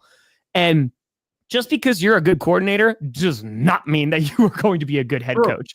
Yeah, we've seen it time and time again. If you want to talk about the Packers most recently, right? Look at Nathaniel Hackett. He was responsible for the gold zone. And yes, that last year that he was with the Packers, it wasn't the best, but then he goes to Denver. He's the most highly sought after candidate. And my man doesn't even know how to, avoid a delay a game. It was a problem. Yeah. So I don't think Ben Johnson's going to have that problem. I just would be very curious to see, because he's a young dude. I'm very curious to see how that would translate as a head coach. But ultimately, Aaron Glenn, I think this particular season, with all the obstacles that you guys have faced on defense with those injuries, he's been the more impressive coordinator. Yeah. Well, awesome stuff, Tom. You know what? I got to say, we appreciate you, the hell out of you, for taking time out of your busy schedule to join the boys, entertain us, entertain the audience, keep up the great work. And I know this weekend you will see some plays from Brian Branch. Just beware. Okay. He's getting some plays. And I know you're going to do a great job. I want to say thank you for joining, man. It was great. I appreciate you guys. Can I throw out another question real quick? Of course you can. You got an extra minute. I just want to ask a question. Your international tour. I just want to throw that out there. Yeah, man. You did a lot of crazy things on that. I saw you jump off a stadium. Yep. I just want to ask, what was the craziest thing you did? What was the craziest and then the best thing that came out of that tour there? Those are two very different questions, but I will do. I need an answer for both of them here. I'm excited. The best thing, man, I took flamenco dancing lessons, which was pretty crazy in Madrid. That was, and I wasn't the worst. That was actually super duper fun. I really enjoyed that. Madrid was insane. But I will say the craziest thing, so I got in the ring in Mexico City with luchadors. I got it with lucha libre wrestlers. And that morning I woke up, we were supposed to be there at 9:30 in the morning. I woke up at 5 and I could not stop going to the bathroom. I was so sick. I was dry heaving. There was nothing coming up. I had a fever. I was I literally couldn't go 10 minutes without needing to run to the bathroom. And so we're on the phone with these folks, trying to postpone it, to push it back, because then I had to be on a 10-hour flight to Brazil later that afternoon. So I'm there's only a small window here. So what ends up hours go by. I think it was 11:30 we got to move it to. So about 2 more hours. I finally stopped dry heaving. I finally stopped going to the bathroom. And I was just get me in an Uber. So we got an Uber. I just kept my eyes closed. I am drenched in sweat. Like I am sick, and not to the point where like I'm contagious. Like I either got like neurovirus or food poisoning, just something that did not sit well with me. I didn't eat for 4 days after that. But I basically got to this place. It was a hole in the wall, which was awesome. I climbed 6 flights of stairs and I got into the ring with these wrestlers who beat the ever living crap out of me. And it was one of the most amazing experiences because, dude, like I'm a huge wrestling fan. So this was a marker. If we raised $75,000 for St. Jude at that point, that I'd hop into a wrestling ring. And I was like praying that we got this because like I just want to do this. Yeah. And man, like they slapped the crap out of me, man. They put me in leg locks that, oh, it hurt. But I felt like a kid, man. Like it was such a cool experience. And I was like, thank you so much. And then I got back in that car. I closed my eyes, did not open them, and then got on a 10-hour flight to Sao Paulo and didn't eat for 4 days until I got back home because I couldn't keep anything down. But yeah, man, it was awesome. It legitimately was one of the best experiences, just that entire tour, to really just put a spotlight like on international fans. And I know that there's some folks that are like, oh, we're losing home games, because we're sending them overseas and all that great stuff. Listen, you got 9 games now, right? So it's either you get 9 or it's fine. You're not losing anything. 1. And then 2, these fans are so diehard about football, about NFL football, that they will go and see the worst matchups possible between like the Giants and the Panthers, right? Because they just want to be close to American football because that's the only time that it's coming on over there. So it was really awesome just because those fans were so diehard. They were so supportive. It was so cool just to kind of like go to countries and cities that I've never been to. So yeah, dude, it was one of the best experiences I've ever had. Well, was there any Lions fans out there? Did you meet any Lions fans? There were a lot of Lions fans. There Love were that. a good amount of Lions fans, 1 million. I think it's funny. There's actually a ton of Packers fans, and it's not just because I'm a Packers fan, but they were really drawn to the ownership model of just like not having an owner. And they was like, yeah, like this is how a lot of the clubs here do it too. Like they're kind of owned by people. So that was really, really cool. It was an awesome experience. I mean, this guy. I love that. Do we have something coming up this summer? Or I know you probably want to announce it on our show. No, yeah, you're good. You're good. So basically this year is not going to be a big travel oriented thing. However, the thing that I am trying to get to is to 1 million subscribers before I got to move out of this house, right? Because come on now. We're trying. On Sunday, it will be 10 years to the date, my first NFL video that I ever put out on YouTube. So yeah, for 4 years, this blank space has been here reserved for the gold play button. So before I got to move to Wisconsin this summer, we're going to try to get that. And so, I think we're going to get over 800,000 subs, by the time we get around to the Super Bowl and stuff like that. And I'll be good. So then it just might have to take some daring feats that involve some fundraising to try to get to 1 million subs. And, whether that requires streaming for a few weeks nonstop, I would not be shocked. Would not. You're doing some special things, Tom. I mean, seriously, man, keep it up. Man. You're truly an inspiration, especially the fellas here. I mean, what we're trying to build here. So keep it up, man. You're an inspiration. And I mean, the rest, what you're doing, it's just like, the guy's not real. Like this guy's like luchador wrestling in another country, like just doing some stuff. I love it. It's awesome. It's crazy, man, because like and every person I meet, like I go out, like I'm just a dude. Like I'm Tom. Like I'm just me, right? And I've been doing this now for so long, and I've only been successful doing it for like 4 years. In terms of like like I could only leave my job 3 years ago to be able to actually do this, 4 now technically. But it's nuts, and it's just like I'm just the same person before I had some large numbers next to my name. Getting 1 million subscribers, not like, I got 1 million subs.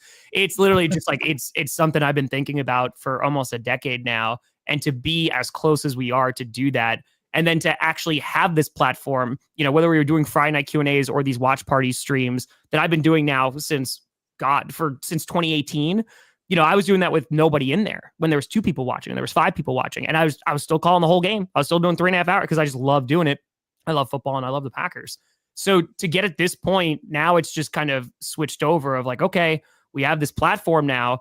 Well, now I'm just going to do everything that I possibly can to give back, right? And that's why we've raised over $1.1 million in 3 years. That's why we go and do all these tours and highlight the fans and highlight the fan bases, because that's what this is about, man. Because without folks supporting this, I'm not able to do what I'd love to do. And I'm so grateful to be able to do this. You guys are freaking blowing up. I love the work that you guys are doing, but like it is a choice for our audience to come in every single day and give their attention to us. Right. And to that is never going to be taken for granted, because there are a cajillion different podcasts, different creators all over the internet. And so for anybody to just take any of their time out of their day to devote it to us and to commit to us, I just want to give them the best thing possible. So, yeah. I love that. Hey, let's go, Tom. I mean, This guy, I mean, I'm fired up. I'm fired the hell up. Let's go. Let's go, dude. It's always great talking to you, my friend. Keep up the great work. Hey, by the way, Lions fans, Tom Grossi, it's not just Packers. He does it all. Everything. So go tune in. Check him out. And Tom, comedy sketches. Keep up the great work, man. Nice talking to Appreciate you, gents. Yeah. Best of luck. We'll see what happens. I think I got a good feeling the Lions are going to be playing in February. Well, let's go. Come on now. Hey, Tom, before you go. Yep. Super Bowl prediction. Need your Super Bowl. Oh, wow. Yeah. I think it's Lions for NFC, and I think I'm leaning. It's Chiefs or Bills. Chiefs are just like that team. They're just people are like sleeping on them now, and they're like, oh, maybe they won't. And then we just do this every single year, and guess what? They do it again. But yeah, I think it's going to be Lions and Chiefs. The only team that I think is going to potentially upset that is the Eagles. But coming into Ford Field, if you're able to stop Saquon, I think you'd be okay. That's more difficult than said than done. But yeah, I think the Lions are going to probably be there for the NFC. I'm not even just trying to blow smoke or hype you up because we're on a Lions show, but I think just with getting the 1 seed, you're getting the Commanders this week, who could be tricky, but I think you're going to win. And then the Eagles are going to be your biggest test, and I think you can knock them off. So yeah, I think it'll be Lions, Chiefs, something like that in the Super Bowl. Yeah, you know what? We need another air horn. Throw the air horn up. I mean, I love it. Love to hear it. Talk to you soon, Tom. Appreciate you. Yeah, guys. Appreciate you. You have a great night. Tom Appreciate it, Tom. The absolute legend. Go Paco. Yeah. Oh, yeah. Dude. Yeah. Had to do that. No pack, no. Yeah, he's he really is, man. That dude, true inspiration. Honestly, for not just for us, but any content creator. Like it's like you ever hear? I've been hearing a lot more with like certain streamers, like getting big. It's like made the right person. The people made the right person famous. He's the right person. Like that dude deserves everything that he has coming to him for sure. Needed to, if the Lions win the Super Bowl, maybe I'll shoot him a message. Need to get him to do a Kool-Aid chug in one of his skits or sketches or something. Yeah, just dump some Kool-Aid. I mean, you didn't mention to Tom that you threw the cheese head. We got to send him. I did throw the cheese head in the Kool-Aid. I'll send him the video. I did throw the cheese head, dumped the Kool-Aid on the cheese head, and threw the cheese head. I think that cheesehead may still be in the streets of Grand Rapids. No one, I think it was on top of like a lightning or a light pole. It's still out there. Threw it up. It just went flying with the Kool-Aid on it. So still sitting there. Love it. All right. Well, hey, that was a fun hour. Had 2 great guests on. Tom Grossi taking time out of his day to join the fellas. We got lots more to get to. And real quick. Go on. Donation. Shout out. Tim. Tim, dude. Shout out to Tim. He says, Tom never takes sponsors either. He does this for the passion of all fans across all fan bases. Posse support here, and hopefully we can welcome you guys to the Posse. I'm a Pats fan. Go, Tim. Pats fan.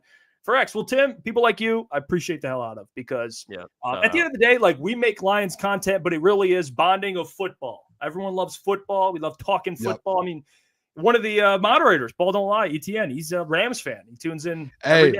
And shout out, man. And Tim. Hey, Tim, Drake May, gonna be an absolute dog too. I'm excited to see Drake May. Yeah. No, yeah. Maybe it's gonna be good. I wonder who their OC is gonna be. That's all. I would love to see that. For who?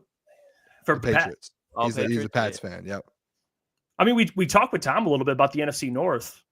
Who, if I had to ask you guys over the next couple of years, who do you think will continue to be the closest to the Lions? Who do you think will give the Lions the toughest, I guess, matchup, or be the biggest threat to the NFC North? If you had to pick a team going forward.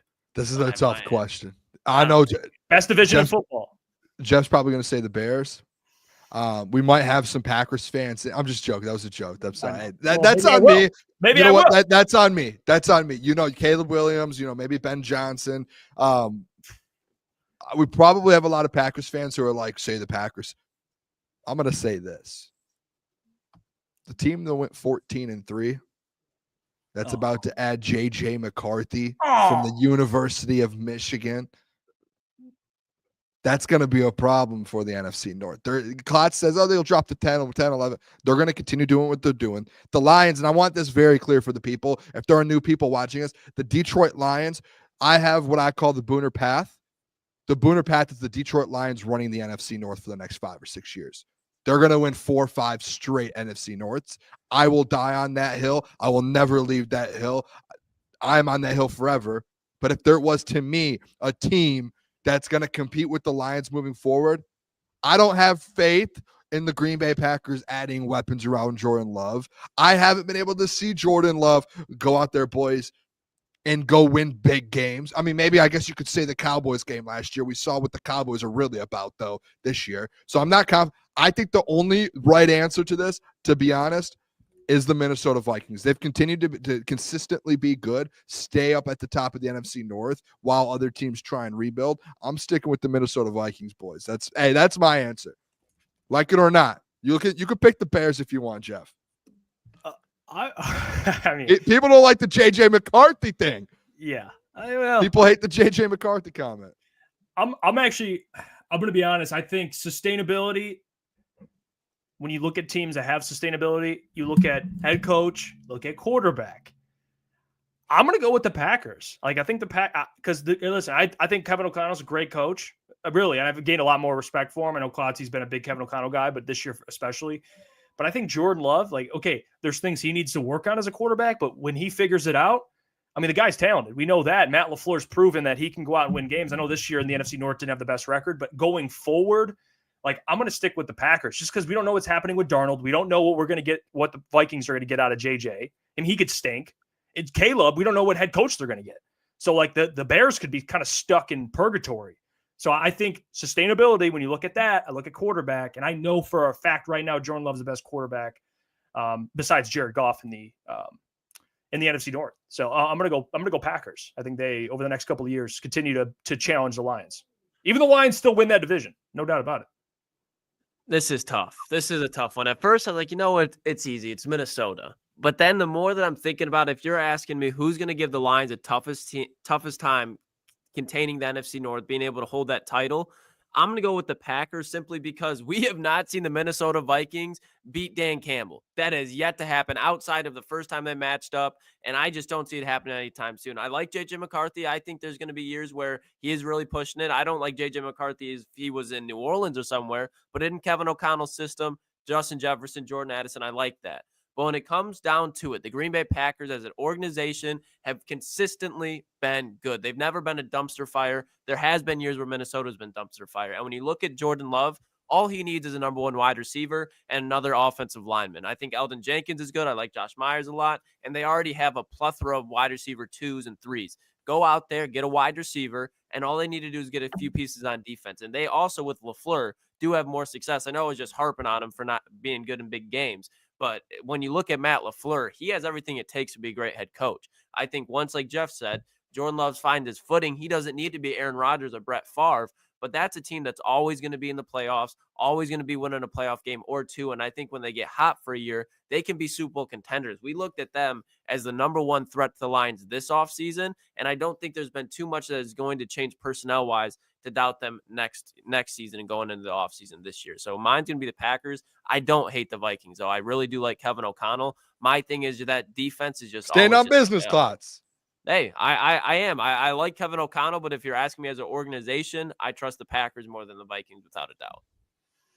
Yeah, and you're banking on your faith with JJ. That's your guy a little bit. Not that you're going to root for the Vikings, but you liked him, so you have a little, you think he'll be a little special quarterback.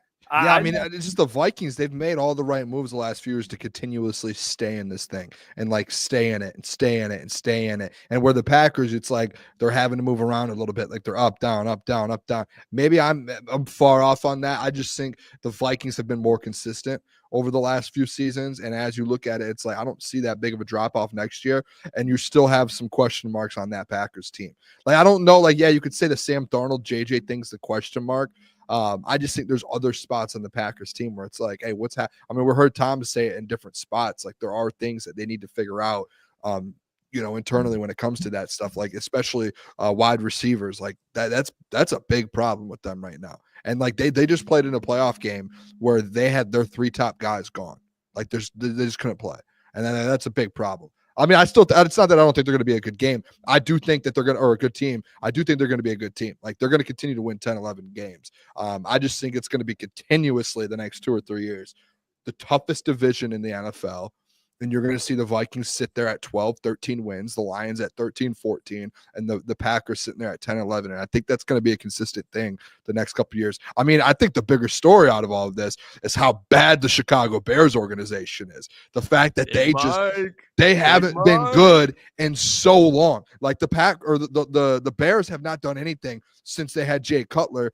And it has been a dumpster fire in Chicago. Whether you bring Mike McCarthy in, even if you bring Ben Johnson in, like it just continuously, like they can't figure it out. I've said it a million times with the Bears boys. Don't know where you guys are at. Let go of everyone. Like at some point, organizationally, you need to say, one, either we're going to sell the team, that if you're the owner, be like, okay, this just is never going to work out. Like we're just not good at our jobs.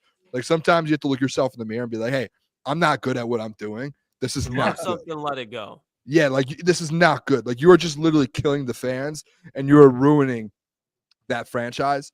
Which in Detroit we love it. You can hold on to that team all you want, but if I'm a Bears fan, that's all I'm thinking. And 2, it's like, hey, if you're going to keep the team, maybe you should just clean house and let everyone go. Like clean everything out. Keep Caleb Williams and some of those the pieces that you have in the locker room, but like Ryan Poles, what's his name? The what do they call him as the CEO? The Big Ten. I can't. Yeah, like just Kevin Warren. Like just I don't care how good these guys are or what they've done in their careers.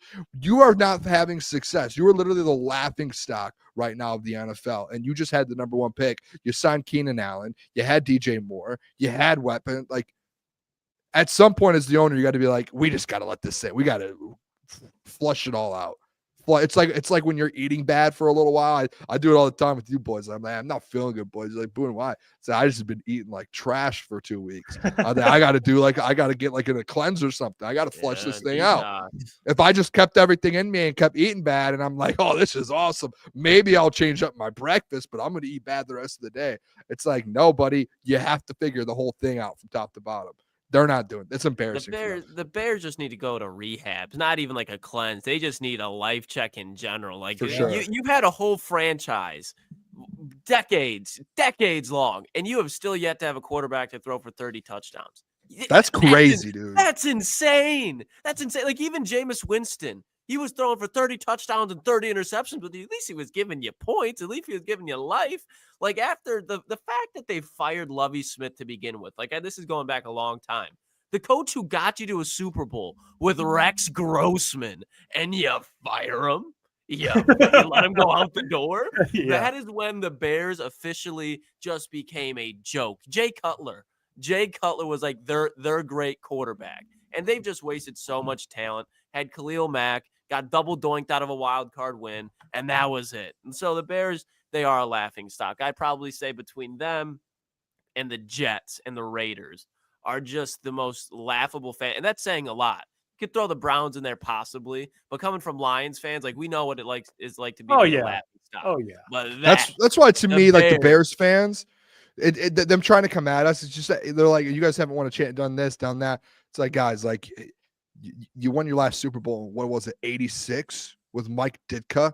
Like what was it, 8? This is like a Cowboys fan trying to say something to the Lions fans. It's like, hey, you haven't won since the 90s. Like you haven't won a Super Bowl in how long? Like you're in the same position as us. Like welcome to our world. This isn't the 90s or 80s anymore. It's 2024. Like it's so far past that. All right. Well, we have the voting results. The people. Oh, we did a vote. We did. I did a poll in the chat. Vikings, Packers, Bears. Biggest NFC North threat in parentheses. Second in the NFC North. Of course, Lions will win it. Vikings have 21%. Packers have 64%. The Bears have 15%. Oh, I thought it was going to be close for a second. Me too. I was like, here we go. I love this. No, it was. I was dead wrong. It was. I think really doing it comes down to the Bears being the Bears and just the uncertainty at quarterback, which is the most important position in football. Like that's the Bears or the Vikings. Only the Vikings. Okay. That's the only thing people. I think everyone's probably in lockstep with that. Which is fair.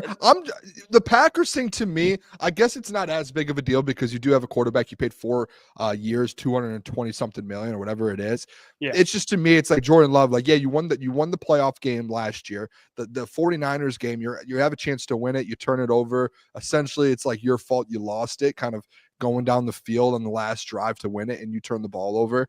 And then this year, it's like you saw kind of down the stretch, like he has these spurts and these times where he plays very good football. And then all of a sudden he has these spurts and times where it's like, what are you doing? Like, you're a $200 million quarterback. Like, what is this? And we saw it the last like 4 or 5 weeks. And I think that lives in the back of my head a little bit. Like, honestly, he played like the way he plays in these games. It's like he's playing like how Sam Darnold did the last 2 weeks, to where it's like, where did this come from? Like, we thought you were playing good this whole time. And then all of a sudden he can't make throws. He's making bad decisions. He's not making plays. He's paid to be a playmaker and he's not doing it. That's where, to me, it's like it's year 2. And it's not even really year 2 because he's been in the league now for 4 or 5 years. Like, he's been there. So you're sitting there and you're like, okay, you're a 4th, 5th year guy, and you're still seeing, it's not like it's just one here, one here, one here. It's like you're seeing consistent stretches of football to where you're not playing great football, and you're the reason your team's losing. That's why with the Green Bay Packers, a little question mark to me, to where it's like, at least for the Vikings, they don't know what they have from JJ yet, but there's still that chance he comes in and he really turns out, and he's able, like, they're winning 14 games with Sam Darnold. If JJ's better than him a little bit, you're still going to win 12 to 14 games, and you're probably winning playoff games at that point if he's a little better. So that's where it's like, to me, it's like, maybe the hope this year has flipped a little bit more in favor of the Vikings for me, just based off of that. Because the Love things back-to-back years where it's like, whoa, what's happened? And this is where, because like I said, I was immediately going to go Vikings, but a huge thing that did kind of like sway me towards the Packers is, what about like the head-to-head matchups? Like, even like when you look at that last week, because I'm not going to look too much into the first game because it was like Jordan Love was hurt. Malik Willis was like, it was like an injury thing. But even like Jordan Love, like, I'm not saying he played great this season. It was probably like a very down season. I expect him to improve. But the Packers, I feel like, were still just a tougher matchup than the Minnesota Vikings. But they beat them. Like, they won. I know. I'm saying they beat all of them. They swept the division. Oh, I thought you were talking about Green Bay versus Minnesota. No. I was like, they played each other, and the Vikings won the game. No, I'm saying matching up with Detroit. Oh, I think it's just different. Like, I think with that, that's just, I guess you're saying like threat in the NFC North. I'm not looking at it as more so like the matchups specifically with Detroit. I'm looking at it as a team as a whole. Like, I think there's different matchup advantages for probably the Packers over the Vikings with the Lions. Like, there's probably different things that go in their favor when they're playing the Lions. But I think as a whole, as a team, like an 18 or 17 game season, we saw the Vikings this year, like, go head to head versus the Packers a couple of weeks ago. And the Vikings go out and win that game. And it's like, that was a game where Jordan Love, you go out there. That's one of those games you pay Jordan Love $200 million to go win, to have a chance at the division. Like, down the stretch, like, Packers had a chance at the division too, and being in the position that the Vikings were. And guess who didn't show up? Jordan Love. And guess who did show up? It's crazy. Sam Darnold. That's where it's like, for me, it's like you replace Sam Darnold with the better quarterback and that team they have around him, a team that just beat the Packers to kind of take over that second spot. Like, that's where it's like a little bit of a simple formula to me. It's like they just literally played for the second team in the NFC North a couple weeks ago, and Vikings came out on top. I want to get into the game more this weekend. Lions, Commanders. I know we talked about it earlier. Kevin Zeitler being out, Christian Mahogany getting the start. We had David Harrison on to kind of break down the Commanders side of things. But when we're talking about this game, and we have this conversation every week, but I think it's important for this game, specifically the playoffs, discussing X factors, who could be the biggest difference maker in this game. And I mean, we'll get into kind of, you can also add in after we discuss X factors, maybe X factors on offense and defense, but give me one guy, X factor, that you think on Saturday has to show up. And I guess for me, the biggest X factor for me, I'm going to go defense. And I think the player for me on defense that I think is a big X factor, like game-changing X factor, is going to be Brian Branch. To me, that's the guy I believe is the biggest X factor. when we discuss, we had the conversation, Klotzy, on Bleacher Report when we discussed who needs to step up, who needs to step up to, kind of help the Lions out. And I mentioned Al Muhammad, but if we're talking X factor, give me BB, give me Brian Branch, B2 Bomber. Because guys, if he's making plays in the run game, he's chasing down Jane Daniels, delivering the boom. And hell, he gets back in the interception column. Like top 5 in pass deflections. He gets his hands on a lot of passes. This offense with Jane Daniels, David talked about it. He wants to take shots. I'm going Brian Branch this week for me in terms of X factor on the entire team, really. But give me Brian Branch. Klotz? Hey, I said it earlier too. Mine, if I had to pick one, I'm going to go offensively. Now I'm going to go with the guy who's just, I feel like, due for like a prime time breakout game this year. Hasn't had one so far, and that's Sam Laporta. I think Sam Laporta is huge in this game. When you look at what Sam Laporta can do, obviously in the receiving game, that's going to be a huge factor. But starting with against this 30th ranked rush defense for the Washington Commanders, if you go back to Jahmyr Gibbs' 4-touchdown performance, I want you to go back and watch what Sam Laporta was doing in the run game. He was taking out defensive ends, killing linebackers, and was just a one-man wrecking crew right with Brock Wright. So when I think Sam Laporta can do in the run game is going to be huge, but also in the play-action game, because they're going to have immense success with the run game. They'll be gashed them with Jahmyr Gibbs, gashed them with David Montgomery, and what are the Lions most successful off of? Play action. And I think there's going to be so much attention on Amon-Ra St. Brown, on Jamison Williams, as they should. But when you look at Sam Laporta, he's really coming into his own this year. Like when you look at what he did against San Francisco, Minnesota, I think what's going to make this game so pivotal is Amon-Ra is going to get going. They're going to take a deep shot to J-Mo, and that defense is just going to be like, what the fuck? And that's when Sam Laporta comes into play on second down, third down. After he catches the ball, though, is where he's going to make the biggest difference too. Yards after catch with Sam Laporta.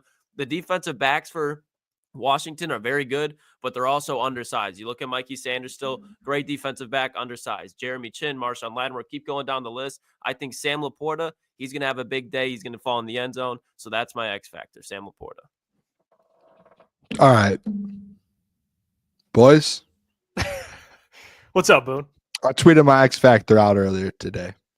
This is what made me think of all of this. And you guys went players. That was cute. That was cool. You guys went players. You got to get creative. No, you do. It's the X factor. What's the Dan biggest Campbell. X factor?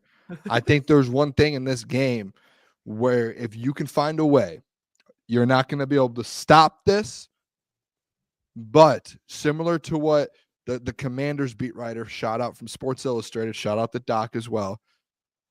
What he talked about with the Lions run game, if you could find a way to limit this, they're going to find success. But I think the Detroit Lions defensively, there should be one goal in mind. And Jeff, I say it all the time. You're not going to be able to stop the man himself, Jaden Daniels. You won't. You can't. No one can. We've seen it all season. He's going to go do his thing. There's a reason he's going to win Offensive Rookie of the Year. There's a reason he's should have been the number 1 pick over Caleb Williams in the Chicago Bears. It's because the man's a playmaker. But what you do with those quarterbacks, it's not what you did with Josh Allen. That's not the formula. But you got to find a way to slow the man down, boys. And the biggest X factor is this Detroit Lions defensive line on Saturday night. These guys, I'm going to tell you what.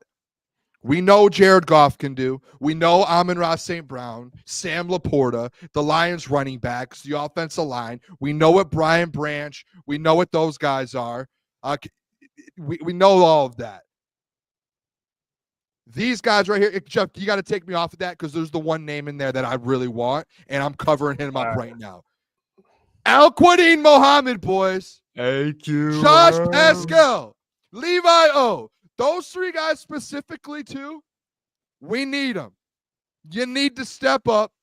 And I heard a lot of people talk about it. You don't need to go out there and sack Jaden Daniels 11 times to win this game and slow him down. Klotz, you played a lot of football in your life, right? Yeah. One thing that you always hear, just do your job. Do your job. And the doc said when he talked to Al-Quadin Muhammad, that he said his only answer was, everyone just has to do their job. If you have a lane to fill, you fill it. You stay in your lane and you don't. Hey, if you have to be in a certain gap, you stay in that gap and you make sure you keep Jaden Daniels in the pocket. And I think if they succeed with that, in these guys right here, these 5 guys, and there might be other guys who are involved in this, but these 5 guys right here, and especially the 3 guys at the bottom, Levi O, Josh Pascal, and Al-Quadin Muhammad, if those guys execute their jobs to the fullest when it comes to the pass rush, this Detroit Lions team will beat them by 30. And Jaden Daniels is going to be like, I don't know what to do. This is the toughest pass rush I've seen. And we haven't seen the Lions pass rush that great in a while. But if these 3 guys right there play at their best, boys, we know what Levi O can do. We've seen him at his best. We know Josh Pascal, what he could do at his best. And Al-Quadin Muhammad has just came on the scene and has been electric, and he's been able to take over this Lions defense. And you're like, who is this guy? If those guys step up, that's the X factor, boys. Those 3 guys. He threw up the X. Dude thinks he's Des Bryant. I genuinely believe this too. Like I know people are like, you can't stop him. No, but you can contain him. And if you hold your ground and if you don't run up the field and get out of your lane and you let Jaden Daniels cut inside, or if you don't cut inside and let him get around. No, if you just boom, boom, boom, stay in your lane, play good football, solid Aaron Glenn football, you're gonna contain this guy. You can do it. And they're going to be sending a 5th guy, I'm sure, with Alex Anzalone or Trevor Nowaski or Brian Branch. Iffy Melifonwu. Jack Campbell before Trevor Nowaski. Jack Campbell. I was thinking Jack Campbell staying back, but Jack Campbell. Iffy Melifonwu. Effie's a good one, too. Yeah. I just think, listen, boys, if you hold your ground, everyone's talking about Jaden Daniels. He's going to – Jeff – I hear you a lot. I wouldn't be surprised if he got 100 yards. Plus 650. Go ahead, bet it, Jeff. I just say, hey, listen, he's going to get a couple big runs. But if those other plays, if you can contain and keep that guy in the pocket, I'm telling you what, boys, this game's going to be different than people think. This game's going to be different. I think AG's going to have those 5 guys ready to go. I'm uncomfortable after you just said that. I'm not gonna lie. I don't know why you had to say it like that. I'm absolutely juiced. It's not just like you said, win their battles, but it's just not allowing Brian Robinson to get, comfortable. I think that's like if you're making Jaden Daniels beat you on the road with no run game, then you're in an advantageous position. How about that? Wow. Like that? That's like back-to-back days of you like that? Advantageous. Yeah, I said that right. I hope the people are as pumped up as me. Like I want the people to be pumped up about those 5 guys right there. I'm sorry. They're absolutely juiced. Yeah, they're important. Yeah, those guys are important for rushing the passer specific, but also stopping the run. You got the front 7, the linebackers, and I brought up Brian Branch, but Brian Branch, like all those guys together collectively are going to have to try and contain this man. Yes. And I still believe he's going to go out there and get a bunch of yards. I do, but it's when he gets them. That's what I've been talking about all week. It's not what he gets, it's when he gets it. That's what matters. And at the end of the day, and I'll say this, you contain him in the pocket. Jaden Daniels can throw in the pocket as well. I think he's got one of the better arms in the NFL, and he can make throws. But you would way rather say, hey, if we're gonna lose this game on defense, it's gonna be because we're gonna force him to make those throws and make a rookie make those throws in that environment, right? Like you want that rookie quarterback to have to sit in the pocket and make those throws. And if not, and say he does get out, you want to be able to have that pressure to make him make throws under pressure on the run, tough throws, make him make plays, and force him to turn the ball over. Like that's what this is. Like if those guys do their job and one of those, whoever's blitzing that 5th guy is, that 4th, 5th guy is that they're bringing in there, like make him force plays to Zach Ertz. Make him force the ball to Klotz. Go ahead. What's his name? Oh, Olamide Zaccheaus. The number 14. Yes, that guy. Yeah, Olamide Zaccheaus. Make him force plays to them. But Brian Robinson out of the backfield, like make him make tough plays, man. That's where I'm at with this. I know I've changed a lot on this game, but I think this is like number 1 going forward. And I think they're preaching that too. I really do.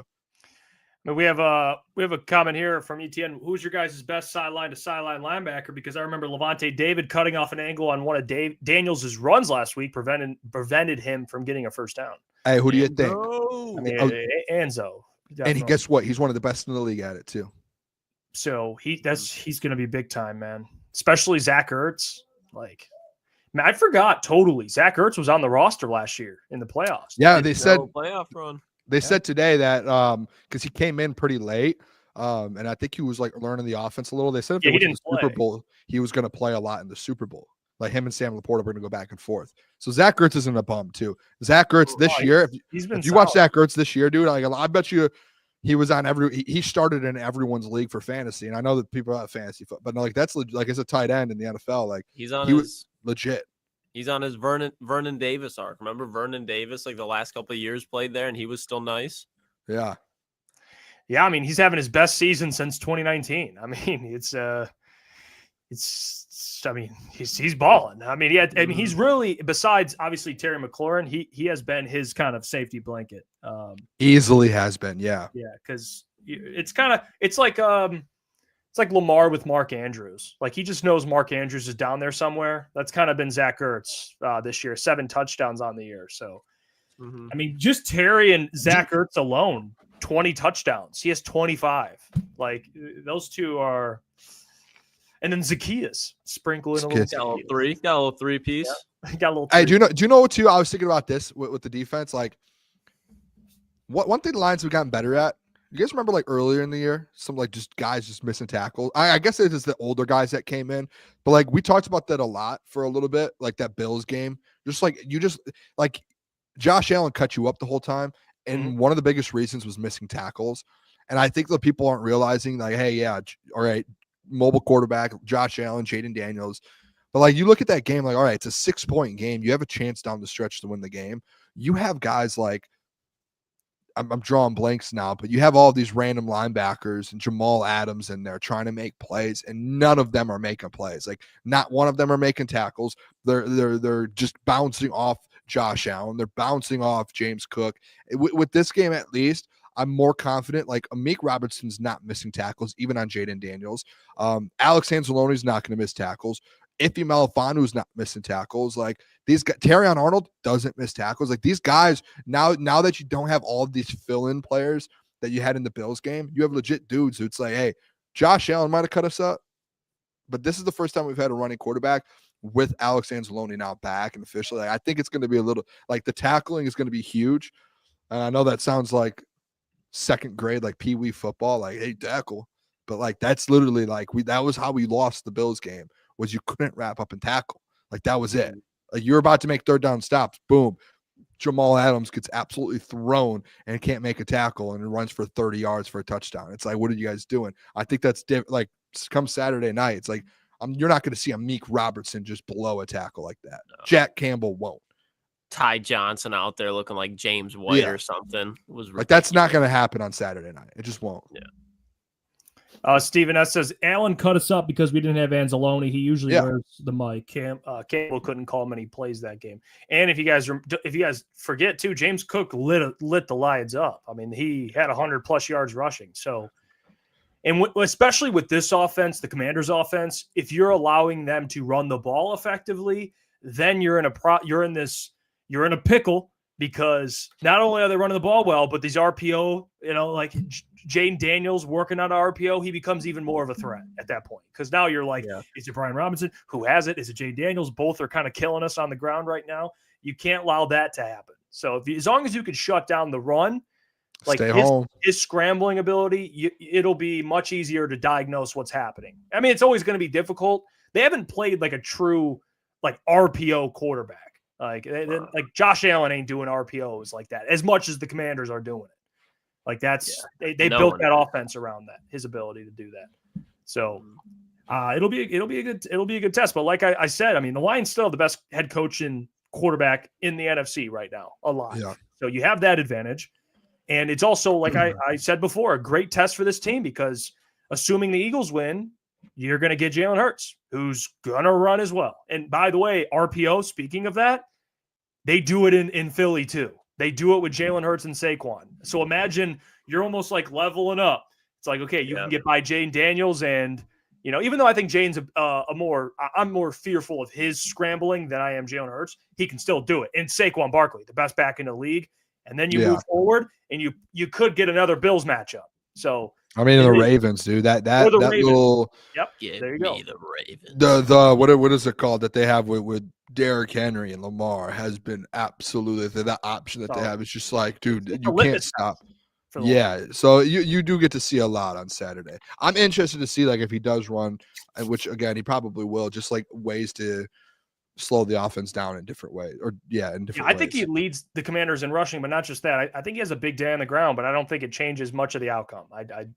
There might be some plays where they're pretty big plays from him with his legs, but I think it'll be a situation where he's the Commanders are down 10 in the fourth quarter and he's just running everywhere just to make plays. Yeah. And I don't think it's not going to affect the game. Like, I don't think the Commanders are going to win, but you're going to look at the end and be like, wow, Jane Daniels ran for 80, 90, 100 yards. But the Lions still win by 2 scores. That's how I mean, it's like the Colts game. It's like Anthony Richardson, like, run for whatever you want. We're going to find ways to get stops, and we're going to put up a ton of, like, the way I look at it is like this, boys, just to be quite frank with you.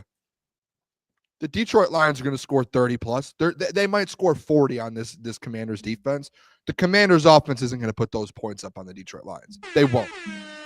Maybe they get 24, 21. I don't even know if they get there, but they're not going to go get 30 plus in Ford Field. This isn't like a disrespectful thing or anything. Like, no, this is there's levels here, in my opinion, in the contending. Like, you have the Josh Allens in the Buffalo Bills. You have the Chiefs. You have the Lions. You have those teams. And then you have the Commanders. And to me, it's like, hey, this is one of those games where the Washington Commanders, I would love for those people, everyone, look at me in your eyes and really tell me, do you think this Commanders team can put up 35 plus points in Ford Field? And if you say no, you're losing the game, because I don't think you can. They won't. Lions are going to put 35 plus up on you. That's going to happen. It's literally a top 5 offense in NFL history of all time. You're not slowing them down. So unless you think you have to go 30 plus on them, which you won't, you're not winning the game. So it's going to be a 2-possession game, in my opinion. And it's going to look a lot maybe like that Colts game. That's how I kind of look at this going. There are people in the chat saying that we thought the Commanders are contenders. Like, no, congrats to them too for winning a playoff game. Jason says, "No, you guys are nuts." I'm not sure he's referring to us or someone in the chat, but we'll answer it regardless. You guys are nuts, acting like the Commanders are contenders. They barely made it by beating an awful Falcons team, and let Baker truck stick your middle linebacker. This game ain't close. Well, Jason, it's more about not overlooking them. I don't think any of us. At least I'll speak for the show. I don't know. I haven't been paying attention to it. So maybe someone in the chat was like, Commanders are contenders. We have not stated the Commanders are a great team. They are not. They're an exciting team. It's a great story. I think the Lions should respect them. They will. But, yeah, we all agree. The Lions are going to take care of the Commanders, man. Yeah. Like, I don't think it's going to be like a blowout, like a 35-7 win. But I think the Lions are going to win by 2 scores. I'll say that, at least. Like, at least they'll get out of there up by 14 points. It'll be comfortable. They might score late or whatever, but yeah, I don't think the Commanders are going to win or have a chance of winning. But what I will say, and I want to bring this up to you guys, and then we'll get to Mailbag, because I saw this floating around the social medias. Oh, here we go. A Las Vegas insider, or I guess you'd call it a beat writer for the Raiders, has been talking. And have you guys seen all the national guys, like big time names? Everyone's kind of pinning Ben Johnson to the Raiders. Like, it's already going to happen. I've seen pretty reputable guys talk about it. And another Sports Illustrated writer, shout out to the doc. We got 3 in one day we're talking about. Hondo Carpenter said the Raiders could look to trade for Hooker if they hire Johnson. And he talks about how Hendon Hooker knows Ben Johnson's system, and and it could happen. And he talked about also in the article that the Lions can get they could probably get comparable to what they drafted him with, which would be a 3rd-round pick, or maybe a little higher. Who knows? I'll say this about it. I still don't think Ben Johnson to the Raiders makes much sense. And I've spoke about this because the Raiders in that division, who the Raiders have at quarterback or who they don't have at quarterback, and who's around them at quarterback and at head coach. So like it's a tough situation. Not even a tough, it's a brutal situation. The only thing they have going for them is Tom Brady. That is it. They have Tom Brady, and he's the guy that's probably going to pitch to Ben the most, and he's going to be the guy that Ben probably looks at the most and goes, it is Tom Brady talking to me. I got to listen. But this Hendon Hooker thing, I don't hate it. If Ben leaves, I don't want to discount the thought that Ben could acquire Hendon Hooker, because, and I'll explain to you why. What use at this point does Hendon Hooker have to the Detroit Lions? I'll answer it. Nothing. There is nothing at this point. Jared's extended. He's their franchise. Hendon will never play unless there's an injury, which at that point, just go get a backup. Go get someone that you just pay for and that could just back up Jared. Hendon has sat in the system. He is a competitor. He was highly respected coming out of college. He's a guy that, for a fact, wants to start somewhere at some point. And he's not young either. He's, ball don't lie, just put in the chat, which I was going to bring up, 27 years old for Hendon Hooker. So he wants to get reps in as a starter, and I do believe where Ben goes, he could be in play. Is it the Raiders? I don't know. But obviously it would have to be a team that doesn't already have a quarterback. So I don't hate the thought of Ben, if he doesn't have a quarterback wherever he goes, to get Hendon, but I still hate the Raiders as a destination. That's where I'm at. I think it's interesting to bring up. In the Lions, go profit. Make something off of Hendon Hooker. Go trade him and get your third round at least back for Hendon, because he is no use to you sitting. He's no use. Like, Teddy was brought in for the playoffs. Like, that's where I'm at with it, fellas. That's where I'm at with the report. Yeah, I'm with you. I think Ben, head coaching career-wise at the beginning, like that is a destination to go and just ruin your career, in my opinion. When you look at it, Ben Johnson will have little success there. And that's not even like a Ben Johnson thing. If Ben Johnson gets hired there, he will now be the fourth coach added to their payroll over the last 4 seasons. That is just a huge ownership problem. I think, Booner, what you were saying, where they just need to fire everybody in Chicago, you need to do the same thing in Vegas.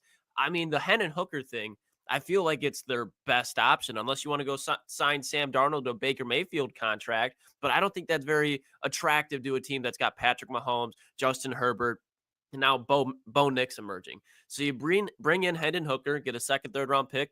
Great job, Brad Holmes. I love that move. But now you're asking Hendon Hooker to go up against the Broncos defense, the Chiefs defense, and Chargers defense, who was ranked as the highest defense in the NFL this year. So I think it'd be a terrible situation for both parties. The Raiders need a culture guy. I think offensive mind in Oakland, or my bad, in Vegas, will do absolutely nothing. I think Ben Johnson, he would probably not finish out his contract there. So I think it'd be a bad destination for both. But like you said, the only thing that they got going for him is Brady. But I do not think that's going to be enough to pull Ben Johnson, unless they're just throwing him an absolute bag. But in my opinion, in a guy like Ben Johnson's position, that's just screaming desperate. And I don't want to go to a desperate franchise. I want to go to a winning franchise. So I don't like Vegas. Don't hate it, Klotz. I mean, to be quite frank, it sounds like Ben Johnson is kind of the leader in the clubhouse to go to Las Vegas. So he there's something about that whole situation that he likes. The Hendon Hooker thing, Jeff, as a Lions fan, and this is me, I don't speak, and I know I got in trouble one time for saying, hey, I speak for Detroit Lions fans. People don't like that, I guess. I'm not going to speak for everyone, but for me, I'm pretty content. Like, okay, give us a pick that Brad Holmes can turn into a Pro Bowler for Hendon Hooker. We'll move on from him. Guess who you have for the next 3 or 4 years? A quarterback that might have just gotten you a 15-2 record, potentially a Super Bowl, and took you to an NFC Championship game. So I'm not going to stress about that. Great for Ben Johnson. If he wants to go to Vegas, take Hendon Hooker and try that whole experience out. Good with that. I think if Ben goes to Vegas, I think it's like, hey, go draft your own quarterback. Go get someone. Go sign someone. Make a big move to be able to get your quarterback when you're there. If Hendon Hooker, if he feels that's the move, okay. But I don't think that's on my end, at least. I just don't think it's not a needle mover for me. It's not I'm not going to sit there and be like, oh my gosh, what a move for Ben.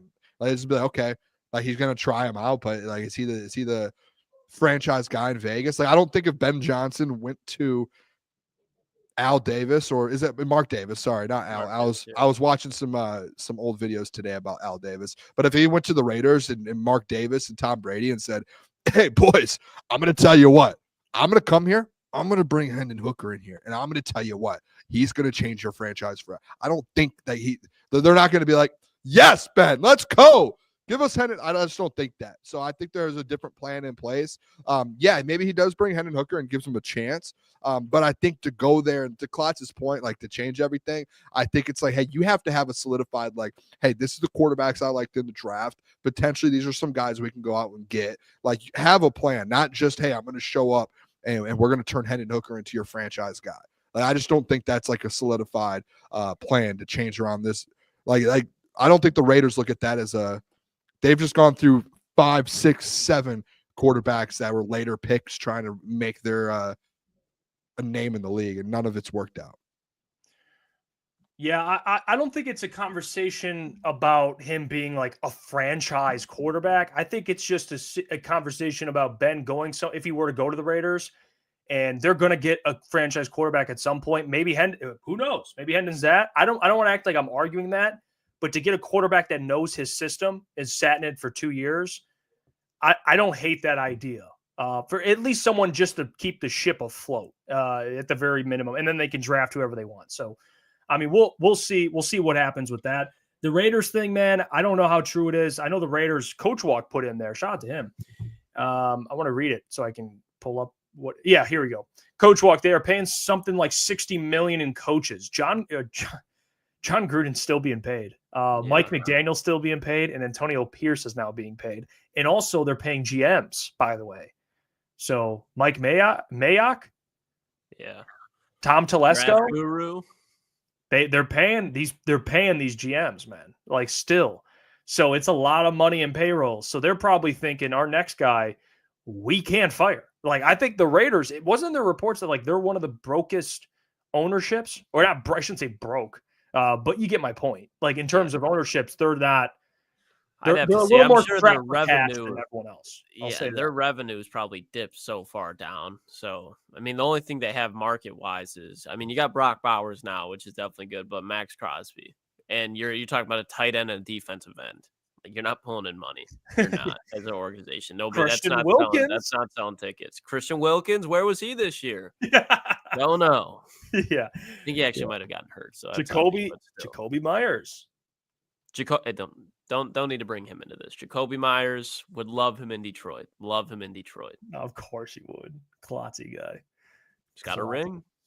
Big Klotzy guy. Hey, Diggity Dog says Pete Prisco picked the Lions to win 34-31. I still don't care for the guy.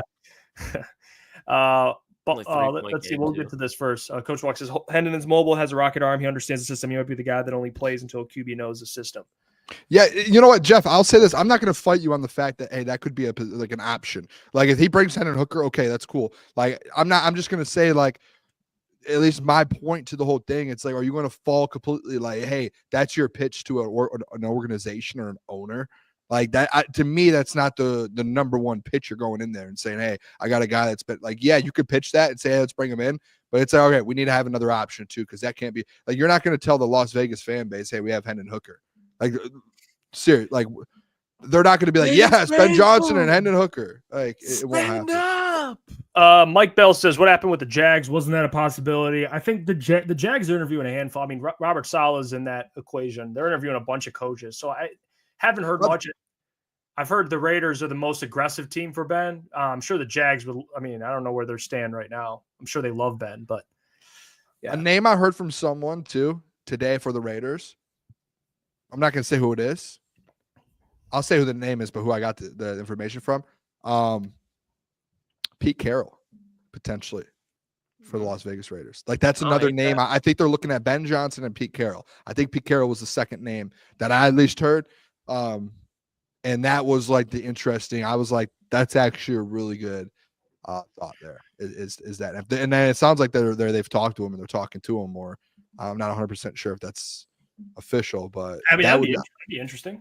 Yeah, and I equated it to like Pete Carroll. Like it's like people thought like he was bad in Seattle. I think it was one of those situations. Like Pete Carroll's a good football coach. I think it was one of those situations like Mike Tomlin right now in Pittsburgh. It's like you just need a new voice in the building. Like you could be the best football coach in the world. At some point, it's like this is just not going to work in this building anymore. So I think of Pete Carroll. I think he would be fine there. Real quick, I see people talking about the Red Wings. Yes, big day for the Wings, big win. I want to preface this, people, and they might not even know. On Saturdays, obviously the Lions are the king right now. We talk some others rarely. I mean, it really right now while the Lions are in the playoffs, we're focused mainly on Lions right now. That's why Saturdays we have another show. Mm-hmm. Michael Gentry, Caleb Zarnick. They're live Saturday mornings. They love talking Lions, but they love talking every Detroit sport. Doesn't matter. Red Wings, obviously, Michael Gentry is a credentialed media member. So on Saturday mornings, 10 to 11, you can rewatch it if you can't live on Saturday. They'll break down everything else we kind of miss or let slip through the crack. Just so you guys know. I know people don't even know the show's on. I mean, it's on Saturday morning. So that's the it's a great show. I mean, they do a great job. So I want to make sure we plug them and kind of give them some love here. Yeah, go on. Can we talk about the Wings a little bit? Like they're 3 points out of the playoffs right now, a wild card spot. Oh, they're in it, yeah. And it's like they're like just halfway through the year, and they're like hot. They won 7 in a row, lost a game, and then just won tonight 5-2 versus the Panthers in Florida. Like the defending champs. Like that's a big win. And like Dylan Larkin, I think he had 2 goals tonight. It's tough for us to talk about it a little because they literally just played, so we haven't been able to watch the game. But looking here, it's like Larkin's just absolutely dominated tonight. Like things are happening with the Wings. Boys. I mean, like, the timing for Eisman to turn this thing around is insane. Much respect for him to make that move. The playoffs hat trick, or I mean, count the Tigers in there, maybe 4. If you Pistons sneak in there, get the Red Wings in there. Pistons sneaking into the playoffs is like their Super Bowl this year. Oh, it'll be huge. Yeah, it'd be massive. And that's not even trying to be disrespectful. I mean, they won how many games last year, Jeff? 14? Yeah, 14. Last year, you're talking about? Yeah. Yep. Yeah. Cade's, you see Cade, he's elated. Loves it. Having a blast out there. So I'm happy. Great time. They lost tonight. I'll say this, too. This might be on me. Terrible. It was terrible. I bet on the Pistons tonight and they lost. So maybe I just need to stop betting on them because when I bet on them, they lose. It's something I'm done. I'm done the year. I'm not going to bet on them to make the playoffs, nothing, because I don't want to jinx them. I'm just going to let the Pistons be the Pistons. I'll talk. I love the Pistons, so we could talk about them, but Cade has been unbelievable. First of all, like the man needs to be all NBA. He does. There's no question behind it. Yeah. There's no question. Who do you think they trade for too, Jeff? I would love to know that. I'm excited. We're gonna cover the trade deadline here for sure. When it gets after the Super Bowl, we'll get into more of it. But yeah, man, it's gonna be interesting. There's teams that you can see now. This is the time of year where you're gonna start seeing reports. It's like it's always like a cycle every NBA season where like January you start getting these like, oh, this player's available. Now you're getting the Jimmy Butler stuff. Not that I want the Pistons to do that, but you're starting to get these. Everything's heating up. And the Pistons, I don't know what Trajan Langdon's thinking, but my best guess would be we're right on the cusp. Like we gotta just go get help. And not that you're trading for someone, you're not going all in for anyone, but you could take on assets, get an expiring deal, someone that can help this team out, maybe make a playoff push, have some fun, and then in the offseason, then you start making moves. But I think Trajan, they're gonna be buyers. In terms of like who it is, it's tough. We'll break it down more in depth. I'm interested. There's options out there that people aren't even discussing. Like there's teams that are. That's where I'm. Trajan's been on the phone, dude, for sure. I just don't know. And you know what? This is like a big, not a test. I'm not even gonna say it's a test because whatever Trajan does, you can't even give him a grade. I don't even think you can like go at him for anything. Like he's done such a good job in his first 12 months. I'm just interested to know instantly though, like what type of GM he is. Like I've heard a lot of reports. I've seen it both ways. I'm sure you have, Jeff. Like, hey, go out and get like a big name guy. And I've heard people say, hey, reports they might go after Brandon Ingram. I think it was like Laurie Mark. I've seen big names, but then there's other one where it's like, hey, they're not going to go after big players. And I'm like, okay, I think you're going to find out real quick what Trajan's trying to do with this team because he might, and I'll say it, he might. No one knows. I feel like people, and even in the building, like I'm sure there's media. Maybe we have Sean in at some point to talk about it, and Sean might say one thing, and then Trajan goes complete opposite way because no one's seen him make these moves before. He's not even 12 months on the job. So it's like, to me, it's interesting to see, like, he might be one of those guys where it's like, hey, maybe we can get a big name guy on a 1 or 2 year contract and we don't have to worry about the money going forward, because Cade's money kicks in the next 2 years. Yeah. So like, hey, let's get a short-term guy, but an all-star type guy, or let's get a lower level guy longer term. Like, I'm interested to see how he approaches it, to be honest. Me too, because he talked a lot about it. I watched all the presser stuff before this when he first got hired in the offseason, and one thing he kept talking about, Trajan, was he wants to build a culture with JB, which they have. Like, they're building It's a great culture JB has.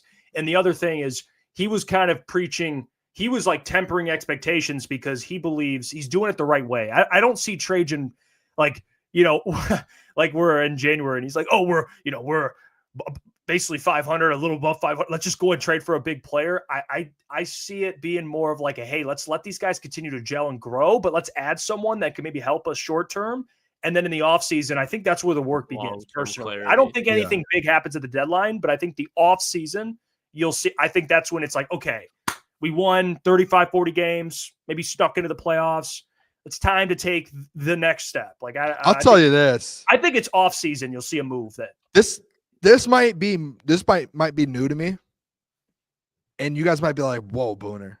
I genuinely think, like, watching this Pistons team, if you get into a 7-game series with someone in the playoffs, like, I'm like confident like they can win 4 out of the set. Like, there's just something about it. I don't know if that's like, oh no, Boone. I do genuinely feel that way though. Like, I think if they add another piece, Cade Cunningham, one more piece, like, that's why I think, Jeff, there's a side and like, there's a world where Trajan goes out there and gets a bigger name. Because I think he might be like, hey, this team might actually be able to win some playoff series and make a little bit of a run. And if that's the case, it's like you have to, right? Like, yeah, Oh, go ahead, Klotz. Do you guys disagree with me? I feel like they can win the series. I'm not disagreeing with you. I just think, and I'm not. I see the logic there. I just think responsibly for the outlook of this team, like, go get a short-term guy so you can see what you truly are with this team as a whole, instead of one half of the season where you could give some assets that you could use long-term for this rebuild. If you get what I'm saying? Like, I think at the end of the season, you'll have more clarity and it'll give him better direction to go. I think there should be a move made. Obviously, like, if this team has the potential to make the playoffs, you go ahead and fucking do it. You just had 14 wins last year. But I just think there's also could be too much of a price to pay given just the situation of the moment. Long term, you can go ahead and make trades in the offseason. You can base your draft differently. I just think long term, you'll have more clarity if you wait a little bit instead of getting too aggressive. Again, if you find a guy that you could trade for that's on a 1 or 2 year deal, I think you make the move. I don't know what Brandon Ingram's contract looks like. Is everything good, Jeff? It's easy. He's just this guy's. He knows. Like, you won't pull up the tape. We won't do that.